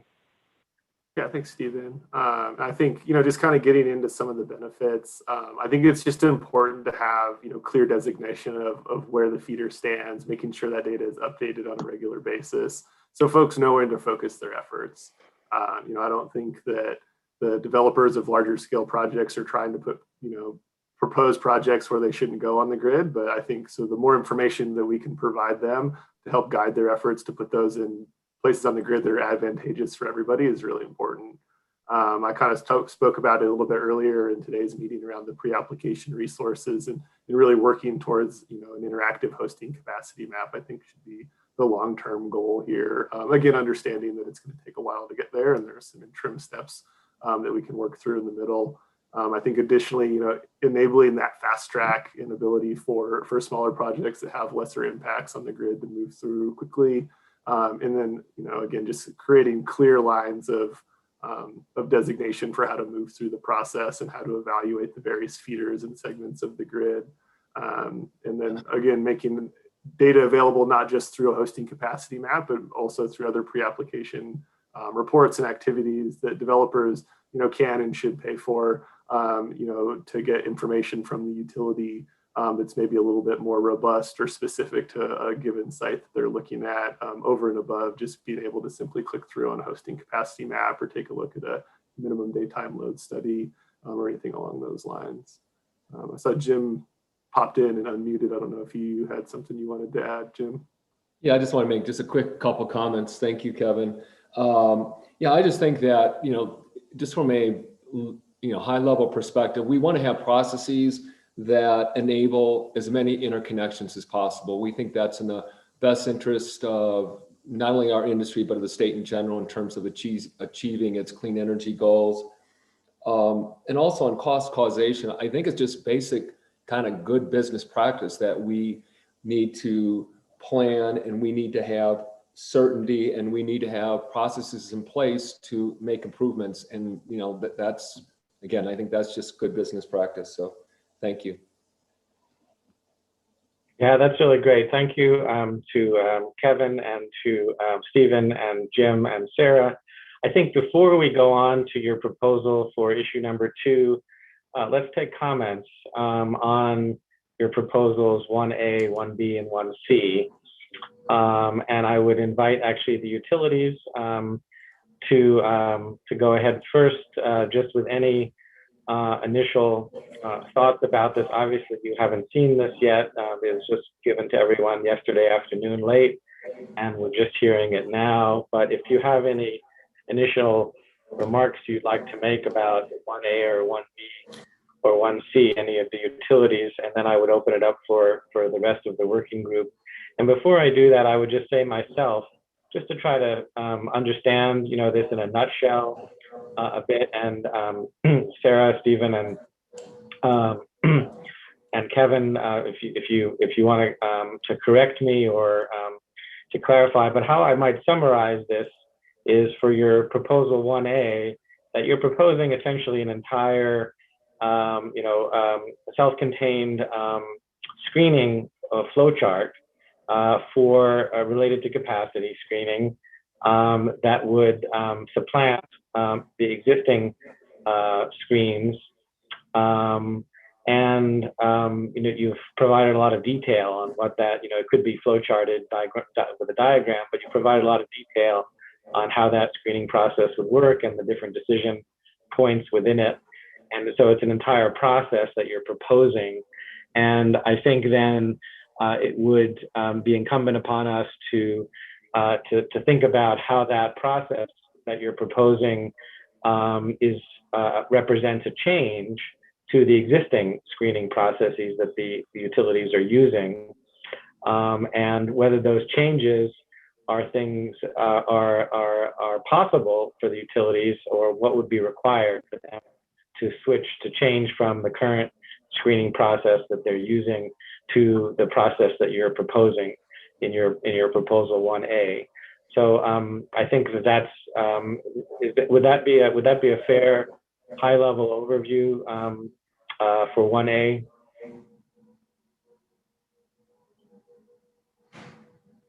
I think so, Eric. I mean, when you start talking about hosting capacity, the discussion can go many directions, and it kept growing as we started talking about it and gaining local feedback and having further discussions. But yes, I would say that characterizes it correctly from how this has come together from the stakeholder group. I think in a way it's very similar to what PNM's doing today for the smallest systems, with the exception of not maintaining a reserve capacity, but there's definitely some level of hosting capacity analysis that's being done, to close those circuits. We're proposing, let's not close those circuits. Let's plan for a reserve.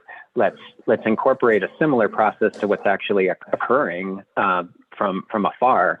And we believe that it's actually quite similar in that way.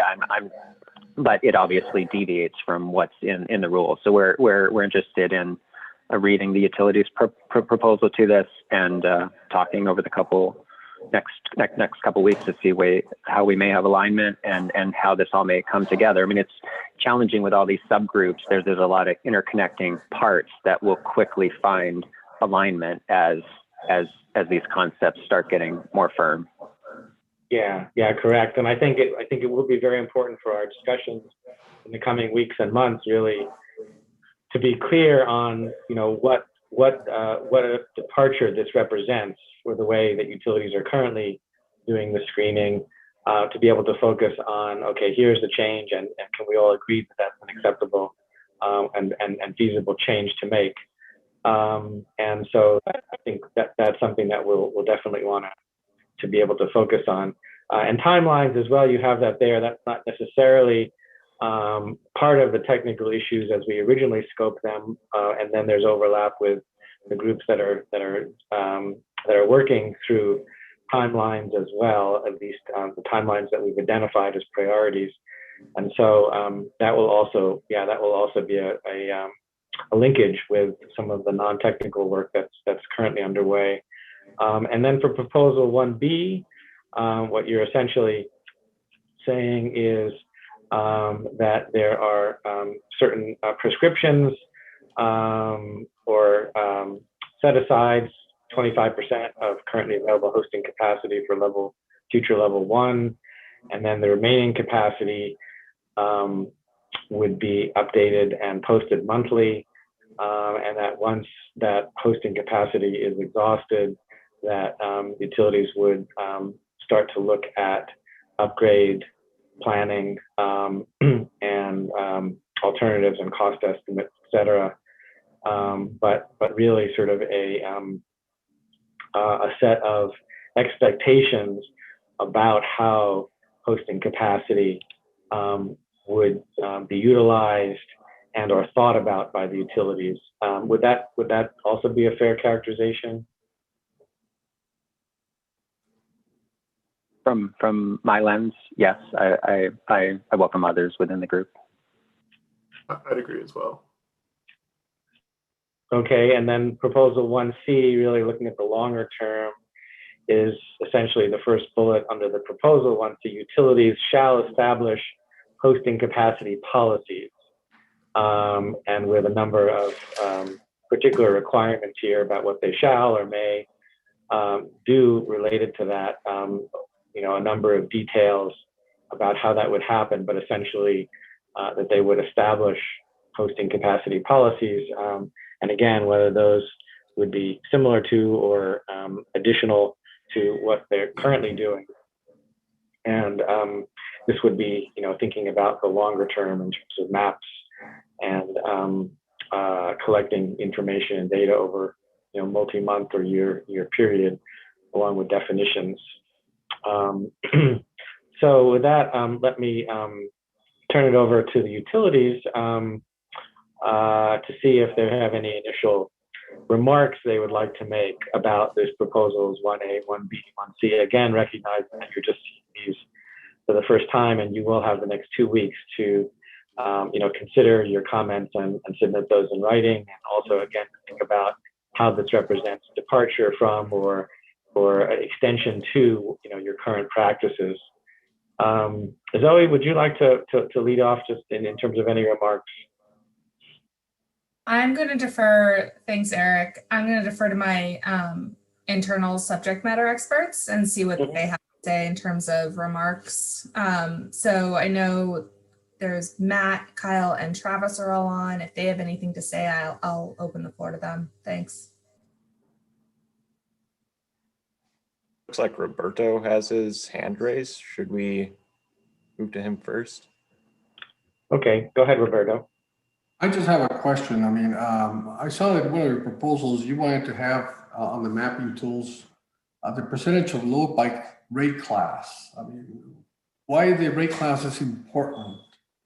That's what I'm trying to understand. Why is it meaningful to the customer? So I think it's probably meaningful in how you start. If we move away, like within this proposal 1B, it talks about 25% being reserved. If there's a big, agricultural base or otherwise, that's one reason to track that and better understand it. The other reason where I've seen is as you start moving into non-wire alternatives and having that information available to assess the ability for different rate classes and resources to actually meet that need, it's important. So it was proposed here by me. That was one that I added when I saw some other additions on the API and the other details that I believe it's helpful, and that's why it was proposed.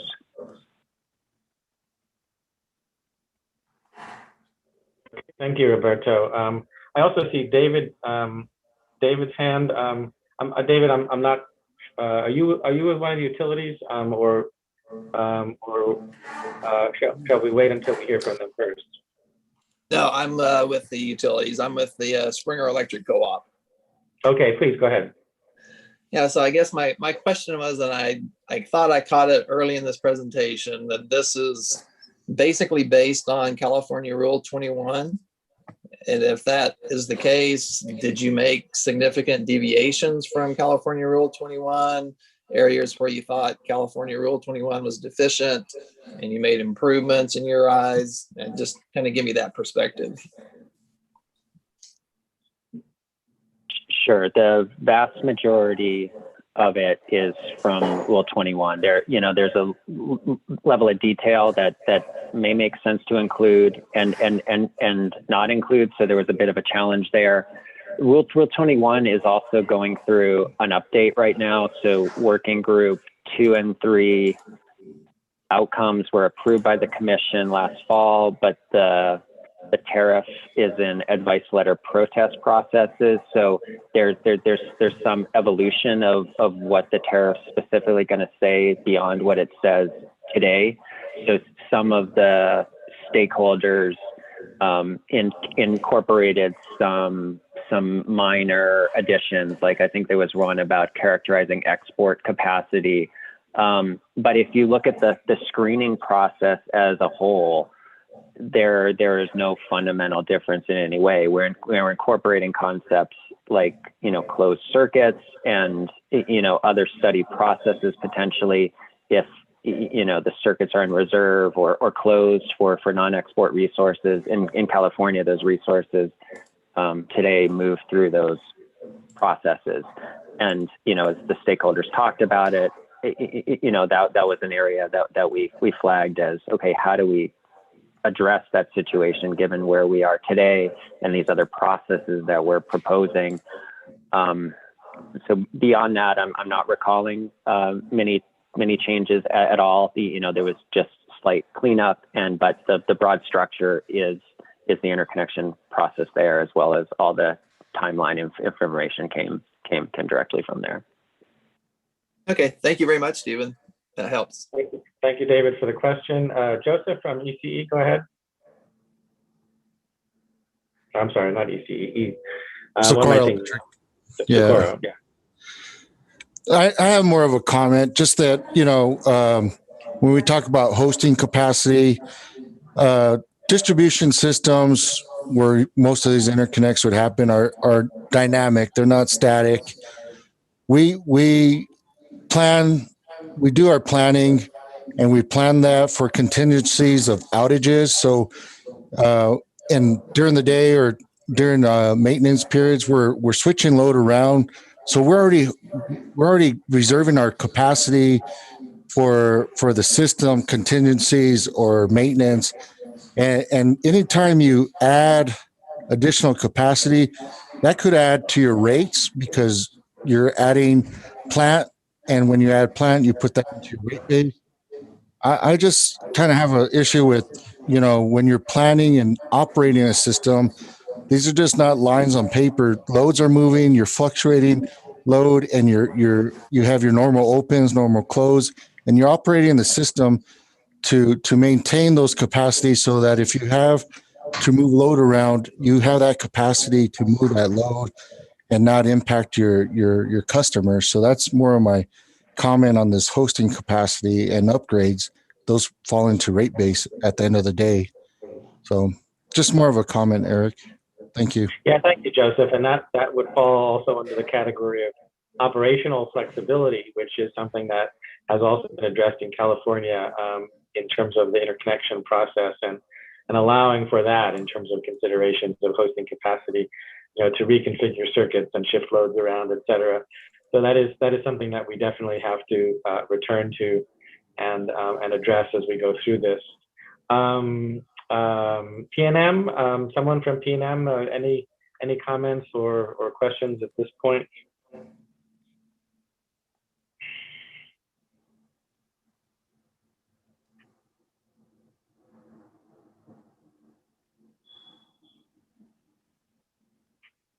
Or El Paso?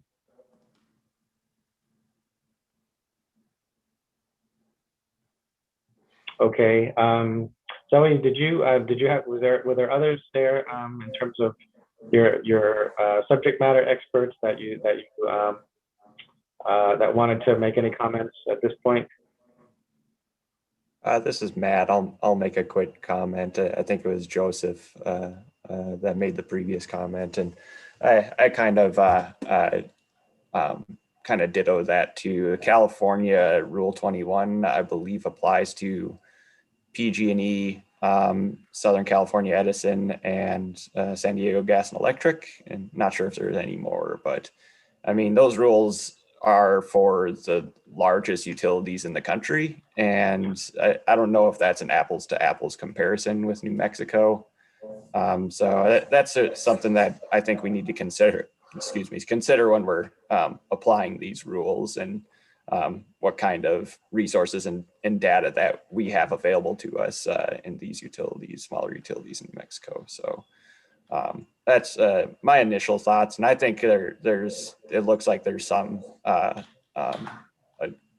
alignment with some of these proposals here, but others, like it looks like it was more of a technical red line approach with this proposal that I think we need to take a closer look at outside the meeting to kind of, probably more of our comments will be around like why are we suggesting these thresholds, that sort of thing, and more comments about data availability for the utilities and things of that nature. So those are my initial thoughts. I don't know if Kyle has any additional thoughts or comments.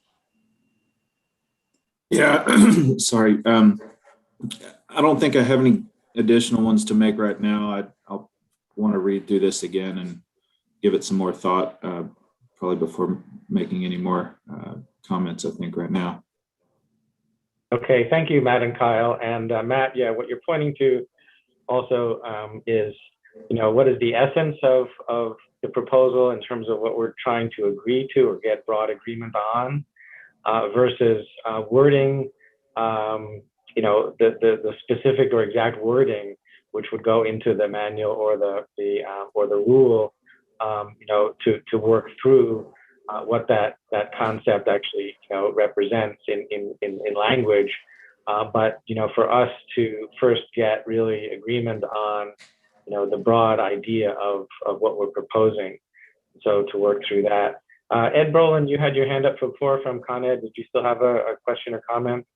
Yeah, Eric, no, just in response to Matt and Kyle's comments, totally agree. And I think that one of the good things about this initiative, and we were talking about this a little bit in the very preliminary work we were doing in the cost causation discussion, is that we do have a pretty broad array of different types of utility sizes and types in the various markets that we've been working in. And I know there's been a lot of discussion of California, but we want to recognize that we can tailor different types of solutions to different types of states and different types of utilities. So we'll definitely want to be mindful of that as we go through this whole process. Yeah, very good. Thank you.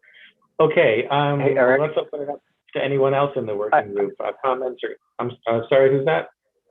Oh, sorry, this is Stephen Rumsche again. I just wanted to bring up, yes, a lot of this conversation is focusing on California, but we did not start with California as the sole template. The local New Mexico advocates, selected this path as that they thought it was the best example of the three scenarios we were looking at. So I just wanted to bring that up to the team, that there was no desire to align with California. And we tried to make, after that decision was made by the local advocates, then we tried to figure out, okay, what does this really mean? And how does this fit into the broader proposal? And we did make some accommodations, such as, not allowing bypassing of those non-export screens. I think that's a huge issue. And we're saying, well, maybe we need to look at that a little bit differently in light of where we are in New Mexico. So thank you. Great, thank you, Stephen. Let's open it up for anyone in the working group, anybody who's on the call, in terms of any comments or questions for the presenters, questions for clarifications or collaboration points. Well, if you could please raise your hands and I'll call on you that way. William Pollard, go ahead. Sorry about that. This is Ty Pollard with EP. I just had a question on what were the considerations with keeping level 1 at 10 kW and below, if any? I don't recall it being brought up amongst the stakeholders at this time. It had been brought up in the Red Line working group, and it had brought up in prior meetings, so it wasn't really considered. California's 30, so we didn't propose to align with California and increase it in any way, but we didn't talk about 10, sticking with 10 kW in these weekly or multiple times we've been meeting weekly over the past couple weeks. Okay, thanks. I would point out that there's just a general trend, I think, in the industry to increase those numbers. I think Colorado recently increased it from 10 to 25 kW and had additional considerations for solar plus storage, in that the solar and the storage is looked at independently and can kind of both qualify for that level 1 review. Okay, no, thanks. And we might also consider that in light of the experience in other states. Does everyone use 3 levels, or do we need more or less than that? Considering the situation. Other comments, questions from anyone?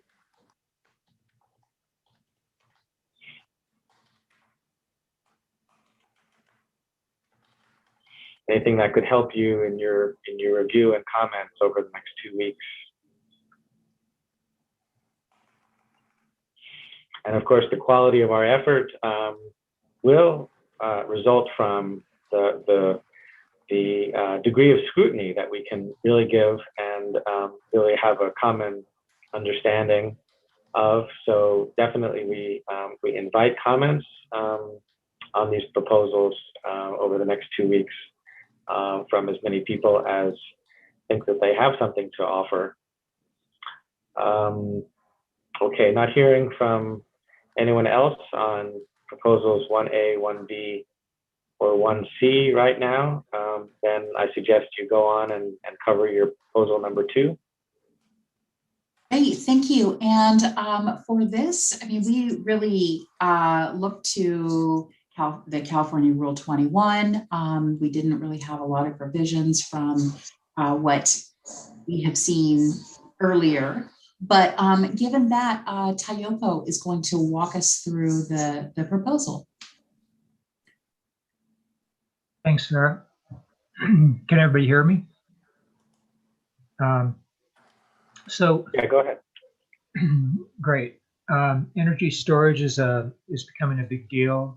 In our past 20 years, we probably did a dozen systems that had storage that was all used for battery backup situations in mostly rural areas where there was more risk of an outage. And so this basically is the imperative to provide a process for addressing new technologies.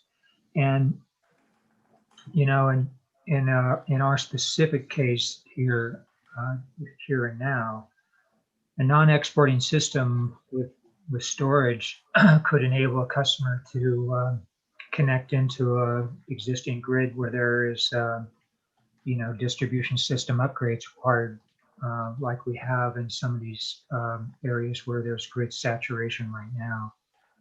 So that would be an important way to for a customer to participate in this market and in an area that's closed. And it is important, even though a customer has to choose, may choose to operate as a non-export, utilities have to determine whether the system has the potential to export, and utilities must determine the magnitude of the potential safety and reliability impacts. And so we recognize that.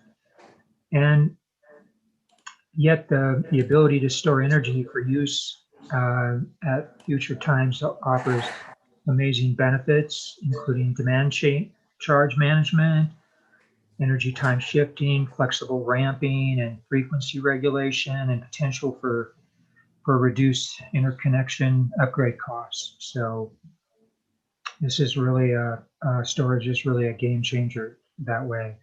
And one of the primary benefits of behind the meter storage is the ability to to shift from those times where there's extra energy being produced that doesn't match consumption to a time when it's needed in the late afternoon or evening, which is called consumption, and that's actually one of the criteria that our customers are aware of now. More and more consumers are aware that they're still having to use the conventional fossil fuel sources for their morning and evening, so that the awareness around the grid and where the energy comes from and the timing of that is becoming more important to the customer. And I think the most important thing is it does help us reduce this this potential duck curve phenomenon that has huge huge amount of solar on the grid at a specific time in the day. So probably the last thing, which is more in our consciousness now than has been, is just the greater resiliency benefit during a grid outage. The programs that are being offered now by storage companies have features set up so that if there is a weather event coming, the system will notify you and suggest that you consider shifting and having more reserves in backup. And so the adverse effects of California and Texas are definitely motivating more and more people in communities to consider storage. So that's kind of a recap of some of the benefits that we see. And we looked and we talked about how to move this down the line, and in terms of best practices, that was California, which was Rule 21. So again, we looked at that. That was what Eric had posted on the presentation, introducing this as being one of the serious issues to address. So we basically took those two sections. One was the would be non-export and limited export, and the other would be addressing inadvertent export. And we adopted those as being like the standard that we would propose we start with. And in the limited non-export, there's basically 5 conditions that are prescribed here. One of them is that it's the power control system passes UL standards. Number 2, that the control system would have an open loop response time of 2 seconds. And that has been verified. There's a list of manufacturers now that do meet that 2-second requirement, according to California. And the generating facility must utilize the 1741 or 1741 SA for anti-islanding of inverters. And then the generating facility would be able to either be set to 0 export or some fixed amount of maximum export value. And the 5th one is that this facility would be required to maintain voltage fluctuations to certain specified limits, and that would be included in some sort of interconnection application. What those limits would be defined by a set of rules. And the only difference between that first part and the second part is really dealing with the inadvertent export. Is the threshold for this open loop would be changed from 2 seconds to 10 seconds, and then the there was a limit prescribed under this kind of a program to be equal to or less than, a megawatt. So that was the difference between those two in addressing limited or non-export systems. So I think that's it, unless anybody else in my group wants to clarify anything more about this. Someone needs I wanted to say just a couple quick things. Just on storage in general, I mean, I look at storage kind of like as a hard drive on a computer, and the ability to store energy and use it at a future time is, extremely important. And I think we need to have in any manual, any rule, the ability to enable us to do that and to integrate those into our systems as an essential component. So thank you. Okay, thank you, Tayoko, and Jim for that introduction and those comments. I will take comments from anyone in the working group on this proposal number 2 in terms of these 2 paragraphs and the justifications for limited non-export and inadvertent export. And before we take comments, I'll just add a few points of background and history on this, since this group has taken the language directly from the California language that was adopted just actually this past September. This language was adopted based on this language being proposed in late 2019, just as the UL power control, well, it's the formal name of it, the Power Control System Certification Requirements Decision, ULCRD. Just as that came out, it was like literally like a month or 2 before, I believe, that the CRD was adopted. And before that, the utilities had, been saying, well, how do we be sure that this system is not going to export? Okay, it's set as non-exporting, but how can we be sure that it's actually not exporting?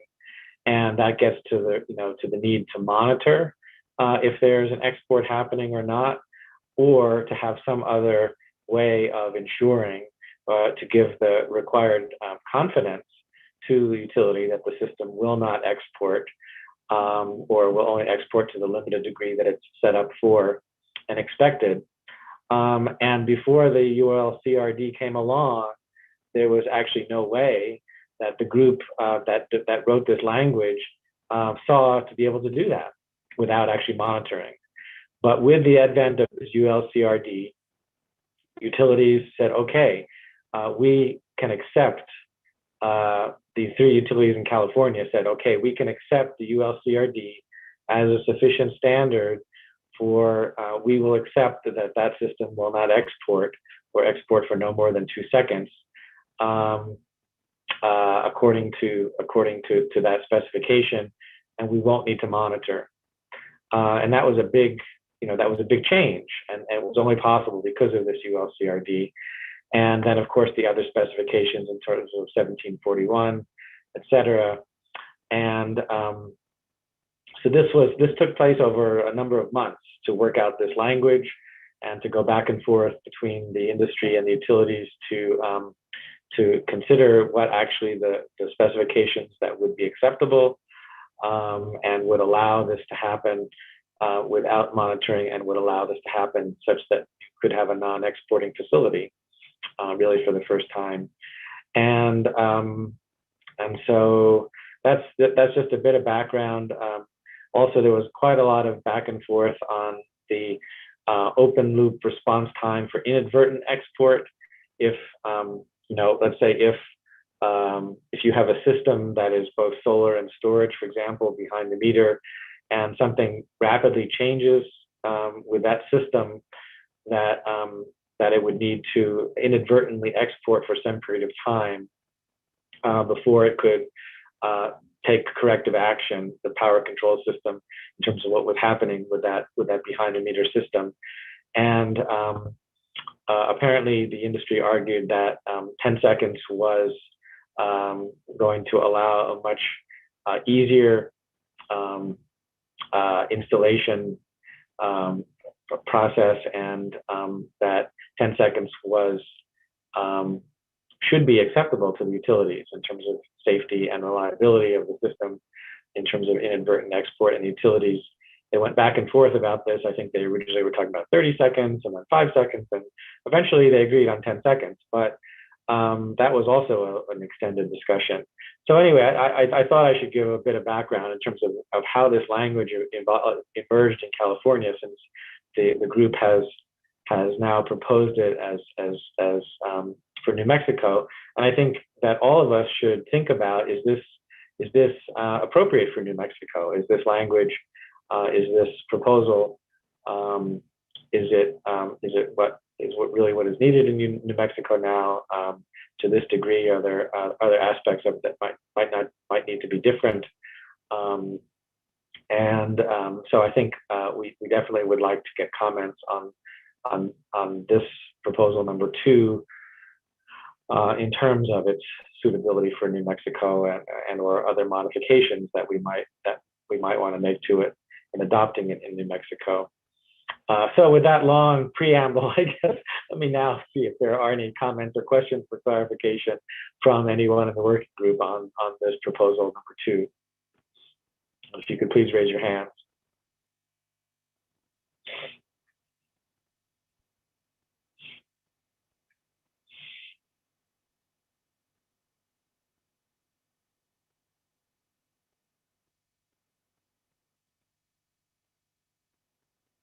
I don't hear anything so far. Okay. Then I think that pretty much concludes. Sarah, anything else that your group would like to bring forth right now? No, I think we've covered it. But again, I just want to say, if people, after they've had a chance to review the document and have some questions or would like to discuss, we're happy to set up a time to do so over the next 2 weeks. Art, did you have something? Yeah, do you want to take a break before we move into the utility presentations? Should we take a quick break to 12:40? I think that would be appropriate. Okay, let's take a break till 12:40. Thank you. Yeah, thanks everyone.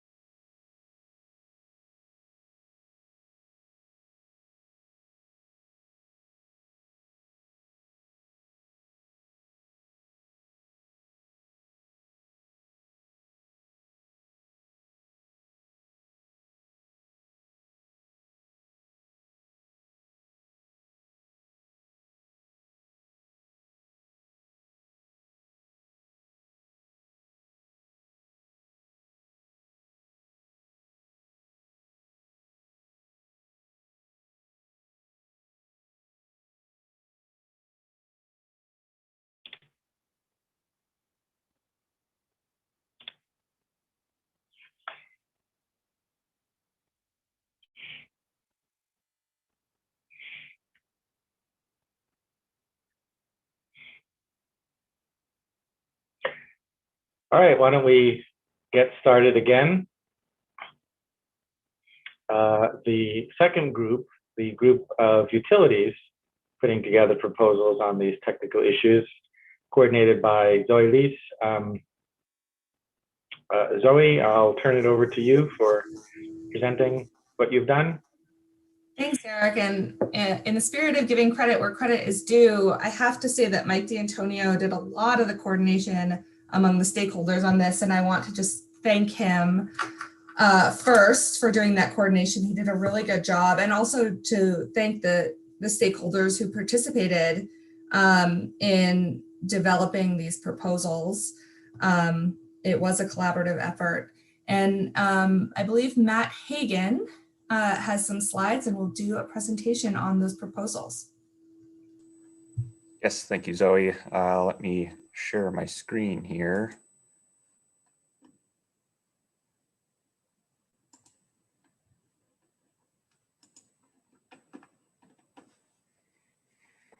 Let me know if you can all see the screen here. I can, Matt, thanks. All right, thank you. Start from beginning. All right. Thank you also. This is a high-level proposal for the two technical issues, and it's a result of a collaborative effort between Southwestern Public Service, El Paso Electric, Public Service Company of New Mexico, Kit Carson Electric Co-op, and New Mexico Rural Electric Cooperative Association. So, and again, like this is, we agree this is an iterative effort. So we tried to stay high level with our thoughts and ideas, and our idea was to kind of drill down as we go to add some more specifics as needed. So, oops, Daisy. First, give a little introduction and background here. This is, we have a Word document that we uploaded to the OneDrive, and I'll try, well, it's going to sound like I'm going word for word. I'll try to add a little bit of color here and there, but so I'll try not to bore everyone to death. So the current interconnection manual is largely based on the FERC order number 2006 that was issued in 2005, which initially standardized the small generator interconnection procedures and agreements with a broad consensus and agreement in the industry. FERC issued an update to that SGIP model in 2014 with order number 792. Which included a broad range of stakeholders, including IREC, who participated in its development. And so far, the FERC SGIP model has worked well for other states and utilities, and it's the model that the New Mexico utilities are most familiar with, relatively speaking, right now. So, and the tiered approach to the interconnection specified by SGIP has been beneficial both for the utilities and the interconnection customers, and the multiple lane approach that it describes also allows the less complex projects to move quickly through the process while allowing more time for the detailed review of more complex projects. The utilities believe that significant changes to the updated as in the FERC Order 792 model, once we align with that, should not be required to address the non-export and limited export systems. And I'll go through that in our proposal for issue number 2. Modifications need to be carefully considered to the rules, because unintended consequences can happen that are possible, and they can be difficult to fix to roll back those changes. So we need to be careful about making these changes and try not to overreach. The rule should be flexible enough to maintain our capability to efficiently and effectively address the complexity associated with higher levels of DER integration. So not just large DER projects, not just like gardens, but just with higher levels of integration, so in aggregate. And the process should also allow for inclusion of new technologies in the process. The inclusion of technical policies in the procedure would result in a prescriptive process that would hinder that flexibility. So it's better to address those technical policies outside of the interconnection process rules. And final note here, utilities maintain that the agreed interconnection procedures should be fair and neutral to all the parties involved and shouldn't be constructed to the benefit of one party or the detriment of any one party. So we want to make sure that this is a win-win for all the groups involved. So the first technical issue concerning capacity screening, hosting capacity, we also refer to these as 1A, 1B, and 1C. So the first one, the 1A, fast track and expediting screening to minimize supplemental reviews when the capacity of an interconnection does not require distribution upgrades. So the utilities recommend that the rule continues to follow the screening criteria detailed in the S-strip model. And FERC Order 792 included minimal updates to that screening criteria, which I think is a positive sign that the criteria has been used with success and there hasn't been a reason to change it. The manual explains the significance of these screens well, and the utilities believe that any removal or adjustment of that criteria for the purposes of avoiding supplemental reviews or more detailed reviews could have negative effects on the reliability and power quality of the electric power system. However, the utilities agree it is possible for a proposed generating facility to be unlikely to cause issues, but still fail a screen. So to provide an opportunity to expedite those projects, the utilities propose an edit to the rule and manual to allow a proposed interconnection that fails those screens to proceed to the interconnection agreement stage if the utility determines that that project may nevertheless be interconnected with safety, reliability, and power quality standards. So that this can be mutually beneficial to the utility and the interconnecting customer, particularly during periods of high volumes of applications.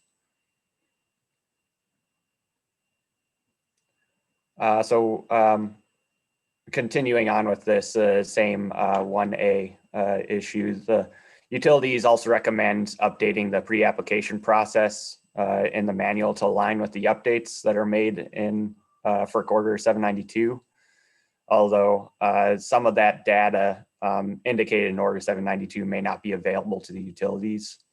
So the utilities propose inserting the words "if available" where necessary in those requirements of the data, considering the data that is readily available to the utilities, or alternatively allow the utilities to charge up to a commission-approved fee relative to the availability of that data and the associated amount of work to gather that data for the pre-application report.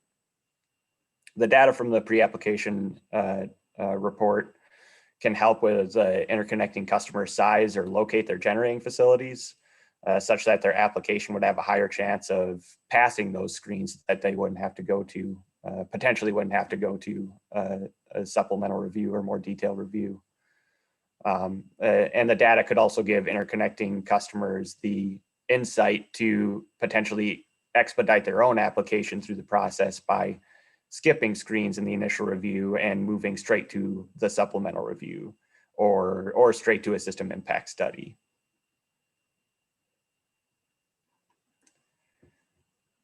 So going on to issue 1B, hosting capacity limits defined adequately to minimize unnecessary upgrades. The utilities recommend addressing the technical issues regarding host capacity outside of the interconnection rules. And reason for that is both the FERC and IREC models, as well as in Colorado and Minnesota, those models refrain from addressing or even defining hosting capacity in their interconnection procedures. The intention of the interconnection rules is to define the procedure and the process for processing interconnection applications, and defining limits to hosting capacity is really outside of that scope, and better to be vetted in another working group or another docket. The system impacts and required upgrades varies widely, sometimes depending on both the size of the application and the location of that generating facility, and are not identified in detail until completion of the system impact study and the facility study. The interconnection process should define when those studies are needed, at what stage of the process they're performed, how long they should take, et cetera. And it should not be technically focused beyond what is required to reasonably screen those interconnection requests. So screening in the sense of, is more detailed study required or not? So the utilities propose adding to the rule details regarding that study process to align with FERC Order 792. Moving on to issue 1C, longer term mapping and publishing of hosting capacity and ICA integration capacity analysis. Publishing maps of hosting capacity analysis results is becoming a trend in the industry as an additional source of information outside of the interconnection process. However, of the 50 largest electric utility companies in the country by customer count, only 22 of them have a map of hosting capacity data available, and it's likely that ratio is even lower for smaller utilities based on the resources, the data, and the tools available to them, and the amount of processing that is required to conduct that hosting capacity analysis. So the hosting capacity data provided in those maps is generally high-level information and doesn't have sufficient granularity and detail to be able to replace any part of the interconnection process. And that includes the pre-application data requests. So the pre-application data reports provide more granular information than a hosting capacity analysis. And those costs are collected directly from the party requesting that information. So with that, the utilities recommend keeping the long-term mapping and publishing of hosting capacity data out of the rule and manual, and that would allow the utilities to focus their efforts where it's most needed and not divert the utilities' resources to attaining information that is not readily available to them, or analyzing hosting capacity where DER is unlikely to interconnect anyways.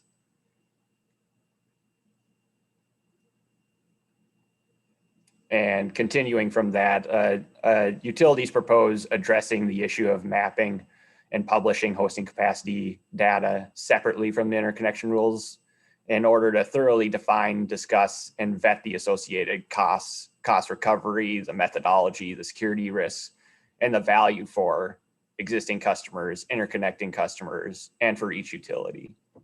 So the cost, like the quote unquote price tag for a hosting capacity mapping and publishing a hosting capacity map, is going to be different for every utility depending on the size of the utility, and like I said, the data available to them and the tools available to them.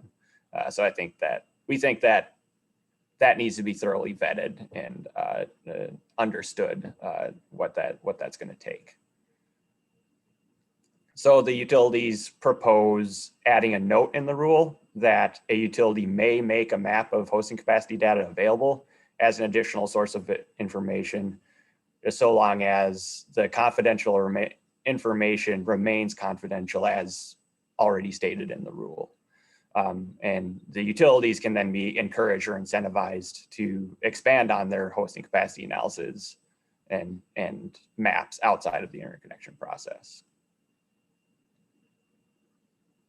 And continuing more, utilities assert that an important consideration of publishing maps of utility information is establishing the security requirements up front. So protecting customer information, customer privacy, and grid security should really be prioritized over providing a convenient source of information for interconnecting customers. And establishing security requirements for publishing maps of utility information requires significant amount of thought and consideration towards the risks of that information falling into the wrong hands, what they could do with that information, and what are the potential methods to reduce those risks. So Minnesota has opened up a docket to assess the distribution grid and customer security risks with that, sharing that in a hosting capacity map. And that has also been referenced and discussed at length in the Colorado Distribution System Plan proceeding. So the utilities recommend taking a cautious approach until those risks are thoroughly discussed and protective measures are vetted. And our proposal for Rule 2 is just one slide here. So if you don't mind, Eric, I'll just zip through this one. So requirements for limited export and non-export of a generating facility that includes storage in order to conserve hosting capacity and avoid requiring distribution upgrades. So the utilities acknowledge that while FERC Order 792 is inclusive of energy storage, it doesn't fully consider non-export and limited export systems. But as stated before and as demonstrated in the Colorado interconnection procedures, the SCHIP model shouldn't require significant changes in order to address those issues. So the utilities would like to note too that future modifications to those rules involving storage may be needed, and encourages writing the rule to be flexible to allow changes in technologies and standards. And consideration, like Eric said in his comments at the end of the previous proposal, that consideration should also be given to utilities' ability to verify the settings and export capabilities during and after the interconnection agreement stage.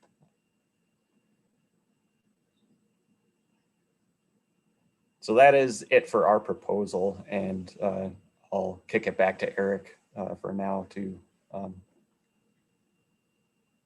for facilitating comments or questions. Very good, Matt. Thank you so much. And Zoe and the utilities team put that together for your thought and effort that went into that and addressing all of the different points. And I think that gives us, again, a good starting point. So let's take comments or questions from anyone on the call. See, Arthur, your hand is raised, and then Tayoko. Questions or comments for the utilities on their proposal? Art, go ahead. Yeah, I just have to say it doesn't seem like the utilities want to make much change. That alignment with FERC 792 is a very conservative approach, probably the least that you could do. I guess I would like to see what it is that you're really willing to do, because if you don't want to address these issues now, it would take a whole other rulemaking proceeding in a couple of years to come back and revisit this, because the market is moving a lot faster than you might perceive, right? I mean, it's just like every day we're seeing bigger incursions of energy storage into various markets, and they're moving down the chain from utility interconnection down to residential and commercial. So I'll just say that it seems to me that dragging feet now will cause us a lot of heartache later on if we're not willing to kind of understand where the directions are going. And secondarily, that by segregating many of these issues out of interconnection, you're almost asking the commission to start distribution resource planning sooner rather than later. So that's my overall observation. Right, just hearing what I'm hearing, and would look for any kind of response. Okay, thank you very much, Art. Let's hear from Tayoko and then Jim, and then we'll go back to Matt after that. Can I say something real quick? I don't want to make it seem like the utilities are dragging their feet. I think our goal is to give the utilities flexibility to adapt to those changes in the future and not have a prescriptive process that corners us and pigeonholes us into rules that we can't adjust or change. that is our Okay, goal. but And yeah, as okay, we, but this is your opportunity to like not have it be prescriptive, to assert what it is that you really think you can do. But I'll let it go. That's fine. Well, we will get all the comments out on the table right now.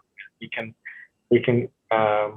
certainly come back to them and start to have debates about things on future calls. Tayoko, go ahead, and then Jim.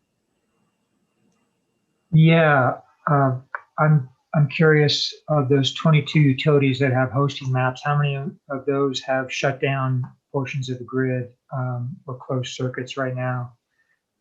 Because it seems like the capacity maps is an important part of communicating that there are issues in the distribution system.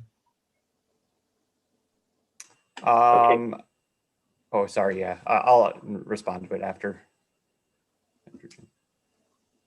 Thank you, Tayoko. Jim, go ahead.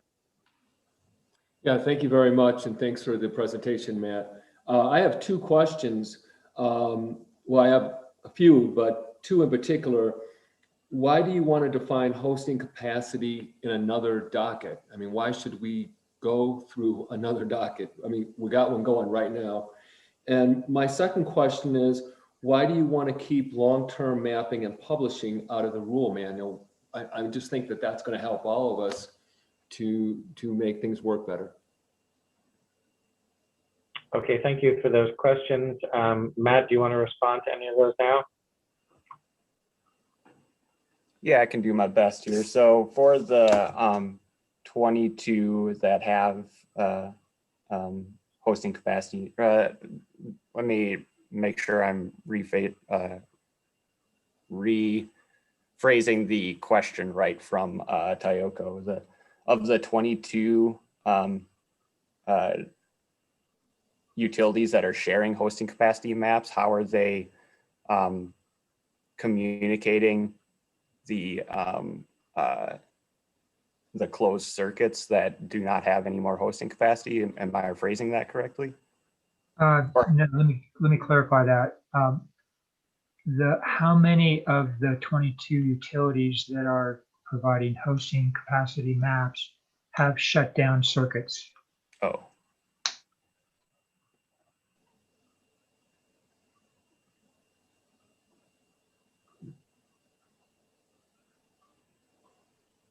And I don't know the answer to that. I'll remind everyone that, I'm sorry, go ahead, Matt. No, you can go ahead. Just to remind everyone that, you know, the comments that you've just made or the questions that you've brought up, we very much appreciate you putting those in writing. And then we'll have a chance to consider those and give the utilities a chance to answer the questions, to respond to them. We'll have a further period for that as well. Well, we should be able to handle these types of things in due course. I had a couple of points, but just to see if there's anyone else. No, I don't see any other hands raised at the moment, but please, anyone else go ahead with questions or comments. Kevin? Yeah, I mean, kind of along the things Arthur was asking. I don't know if anyone from the commission could comment on interest in, you know, slightly broadening the scope of this this rulemaking to accommodate some of these what appear to be pretty, you know, critical questions versus kind of launching into a slew of other rulemakings to accommodate, you know, having a narrow scope in each rulemaking to address each kind of individual issue.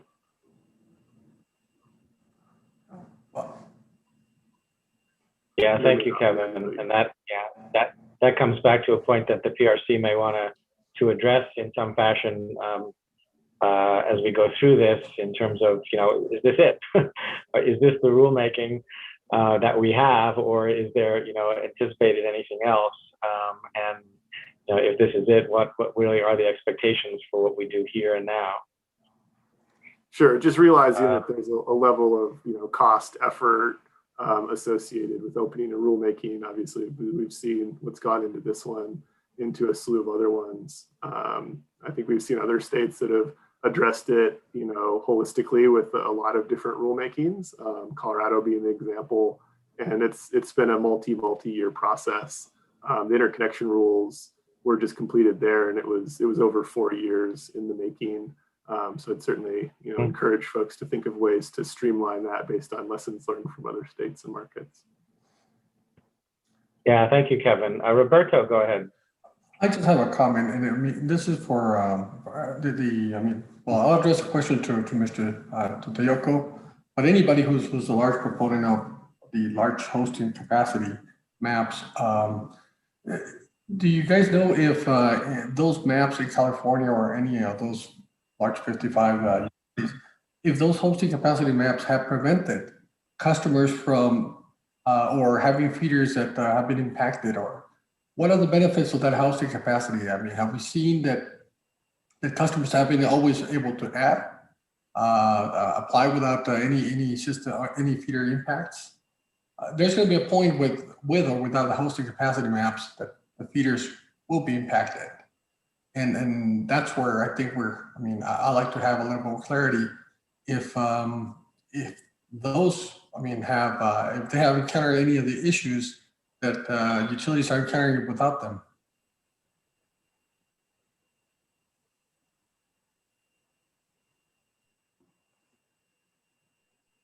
Okay, Art, I just wondered if you wanted to say anything else about, you mentioned, distribution resources planning, and are there expectations in terms of what we do that would otherwise be included in a DRP type process? Has there been any talk of that?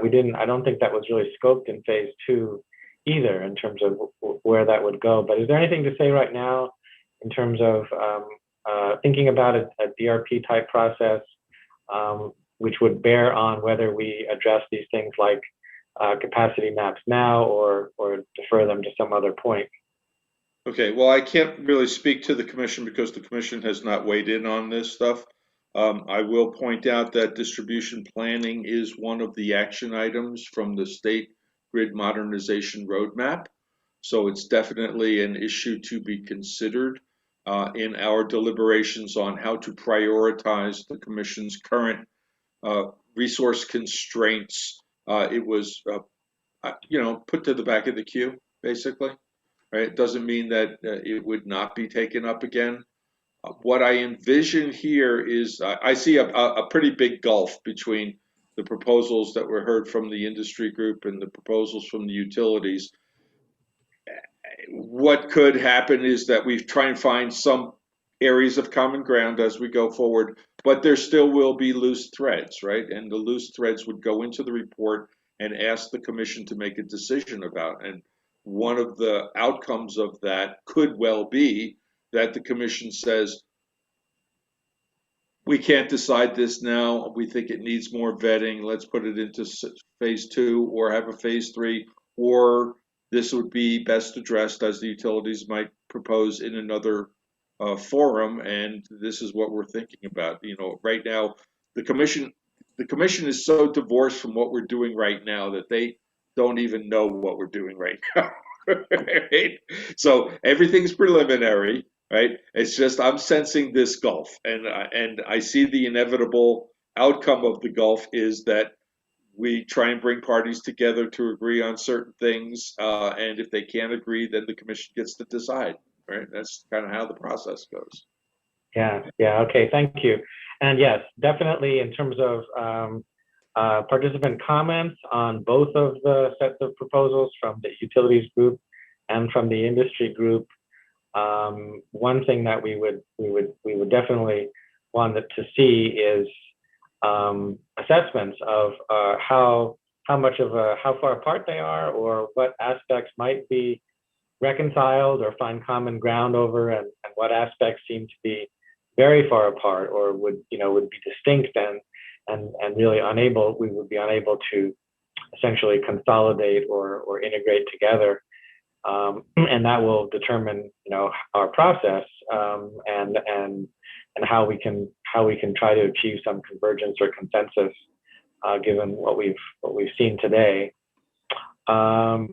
Ultimately, that either means we speak with one voice at the end of our working group this year, or we have multiple voices that the commission, as Arthur just said, would then have to consider in its further rulemaking. So that's still a question in terms of what we've seen today. So let's all think about that and comment on that, please. So I have just 2 points, and then we'll see if anyone else still has additional comments or questions they'd like to make. But I'd like to go back to earlier in the utility presentation where they say the inclusion of technical policies in the interconnection process rules would result in a prescriptive process that would hinder flexibility. And Matt, I just wonder, and then following that, it says it is better to address the technical policies outside of the interconnection process rules. And I just, for clarification, in terms of the rule versus the manual, and we've talked about before how the manual is really by reference included in the rule and really not separate from the rule. But we've also talked about what goes in the manual versus what goes in the rule in terms of separating content out. And just in terms of the statement by your group, the inclusion of technical policies in the interconnection process rules, are you specifically referring to the rule and allowing that those policies might be part of the manual? Or are you saying that they should not be part of the manual either, given that the manual is essentially part of the rule by inclusion?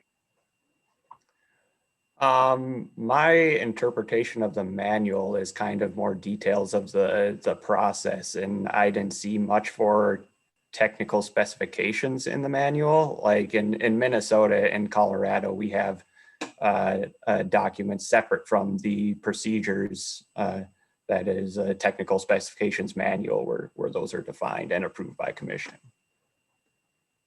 Mm-hmm.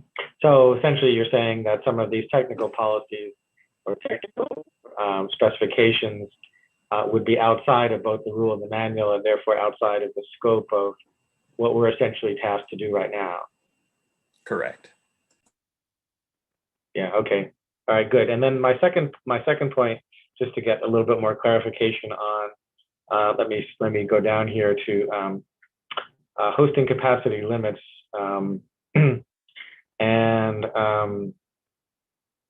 And you say defining limits to hosting capacity is outside of our scope and better to be vetted in another working group or docket when we start to talk about defining hosting capacity, limits hosting capacity, et cetera. And actually, this is not really a question, but just a comment for the whole working group. And it seems like that is a question for us in terms of our scope, defining limits to hosting capacity and talking about definitions of hosting capacity. Is that within the scope of this working group or not?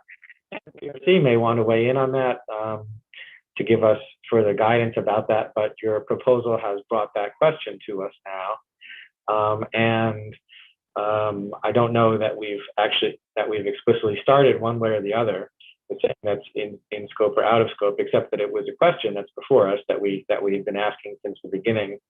And we may need to get some resolution of that in terms of being inside or outside of the scope from the PRC. Art, do you have any thoughts about that right now, or what might be a next step about that, or should we just wait and we'll just take comments from everyone over the next 2 weeks and then see where to go from there? Yeah, I'd rather that we take comments and position on that. I mean, clearly from the get-go, we added it into the list of the issues to be addressed, right? And that doesn't mean that we will come up with a resolution to it, but we certainly would do it. And you know, if people feel that my comment was somewhat harsh, I am a blunt person. I apologize. Sometimes we play good cop, bad cop here, and you know, I don't mean to put anybody off. We really appreciate all the time and effort that folks are putting into this. It's just when I see such a big difference, given that we all need to move in the same direction, it just like tells me that I'm going to call attention to it. That's all. Yeah, sure. And I think it underlines, you know, I would say at this point, let's not be shy. The more we can put on the table, the better in all respects relative to these proposals. And so in terms of your comments, let's not be shy about it, and let's see what we have to work with in terms of what people have said, what the proposals are, what they're not, and also inviting the industry group to comment on the utility proposals, and vice versa, the utility group to comment on the industry group proposals in terms of how they see it. And that will hopefully allow us to find a way forward after we've seen the comments. And the comments, by the way, are due on June 1st, end of day. That's a Tuesday evening, so that we will have the day Wednesday, June 2nd, to put those together and find some type of framing for our discussion on Thursday, June 3rd, 2 weeks from today, where we look at those comments and try to then reconcile and start to think through what to do with them. So that please respect that deadline of the end of the day, June 1st, so that we do have that day, June 2nd, to sort through that and come up with a good frame for our discussion the following day. I don't see any other hands raised. Jim, your hand, I believe, is raised from before, but anyone else have comments, questions for clarification, anything for the utilities group? There's a question in the chat asking, do we anticipate rounds of comments followed by reply comments? Not so much reply comments in that formalized sense, but we know that everywhere else that this has been attempted, there have been several rounds of comments. Yeah, we will have to go through a number of iterations, and that will be partly determined by the content of what we're dealing with. And so this is not the only opportunity for comments, but this is really an important phase to push us forward to next steps. So Eric, it's Margie. Would you be very specific on how people are to submit comments or counter proposals, please? Yeah, thank you. So that is, the last piece, which is we're not going to specify a certain format. If you want to write out your comments just as a narrative and put them into a Word document or even the body of an email, that's fine. If you want to redline the proposals themselves that either of the groups have provided to us, you're welcome to also redline those and just submit one file to us, which we will then post on OneDrive. So comments from all participants will be posted in the form of documents to OneDrive. And if we were expecting dozens and dozens of different documents and try to reconcile red lines with those, that would be more like a later stage of a final report when we're really getting to that. We may well do something else so that we don't have a large number of different red lines all in the same text. But I don't expect that's going to be an issue right now. So basically, we're just asking parties to submit their comments as a single document in whatever format, red line or narrative text that they would like, and then those will be posted for all to see, and we'll be able to pull those together. Any other questions, comments? Otherwise, we may be done. Did I go unstable there for a minute? Was that all clear? Did you hear all that? Yeah, we heard you. I guess then not hearing anything else, once, twice, going 3 times, then thanks to all for your efforts so far, and we're really just at the beginning of this. So look forward to the further steps, and back to you, Art, then. Okay, great. Thank you so much, Eric, and thank you everyone for making presentations on this. I think that lines have been drawn, so we can see how we can move those lines. Just looking back on the day, again, thanks to everyone who worked in all the various subgroups. We are thanking and letting rest the IREC questions group and the pre-application process group. And thank you for doing a great job that we can now incorporate into our other work. I think that we certainly heard a lot of interaction with other proposals and the pre-application process. And so I'm going to just flag that as something that could well be an important addition to practice here in New Mexico, especially if we can kind of make it easier on smaller customers and give more information to larger customers and more information to the utilities and to the commission, which I think that are good positive outcomes of a pre-application process. The other groups are just beginning cost allocation, dispute resolution, IEEE. We'll be hearing more from them on June 6th. And then we formed two new groups, or at least solidified two new groups. One is the definitions group with Abbas, Satish, Steve Rimsha, and Margie, and the beginnings of the interconnection revision team, the manual revision team with Tayoko, Ed Brolin, Kyra Dell, and Roberto Flavel. And I'm going to repeat that next week from 10 to 11, we'll have a call, a Zoom call set up. And I would actually urge that last group to come and join, and let's talk through the IREC model and see kind of what holes there need to be or what we can begin incorporating, and use that, and then come back on June 6th with a report on kind of some strategy for that.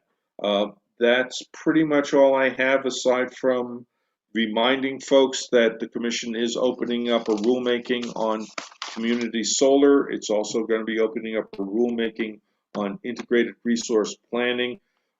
Both of those rulemakings will incorporate some level of stakeholder process. It may not be your issue for this, but certainly spread the word among your colleagues and your network that the commission is looking for the kind of valuable input that you're giving us now. You ought to be tuned into next Wednesday's commission meeting for the information regarding community solar in particular, and maybe by then we'll have a date set for the workshop that we plan. And there is, I don't know how successful you've been in terms of finding documents on the commission's website. There is an e-docket process.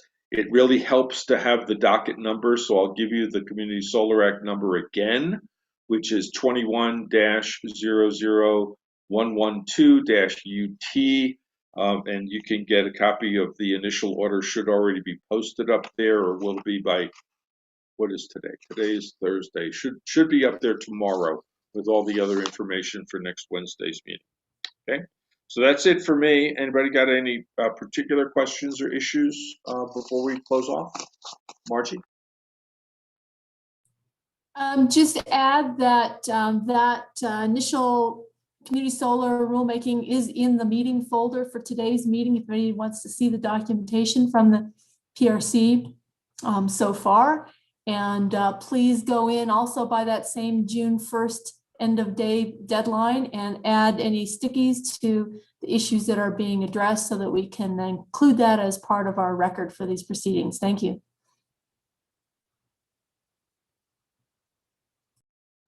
Anyone else? Any announcements about something important that we should know?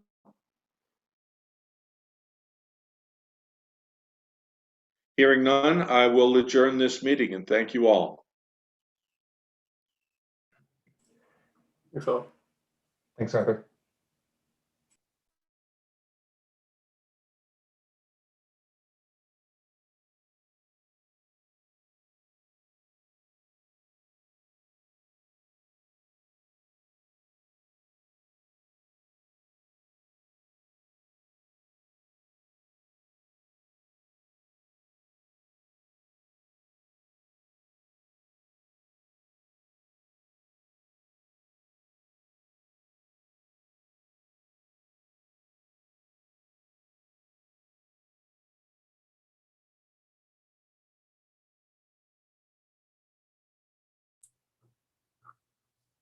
Isaac, are you still on available? I want to make sure I don't close anything down before the recording is completed.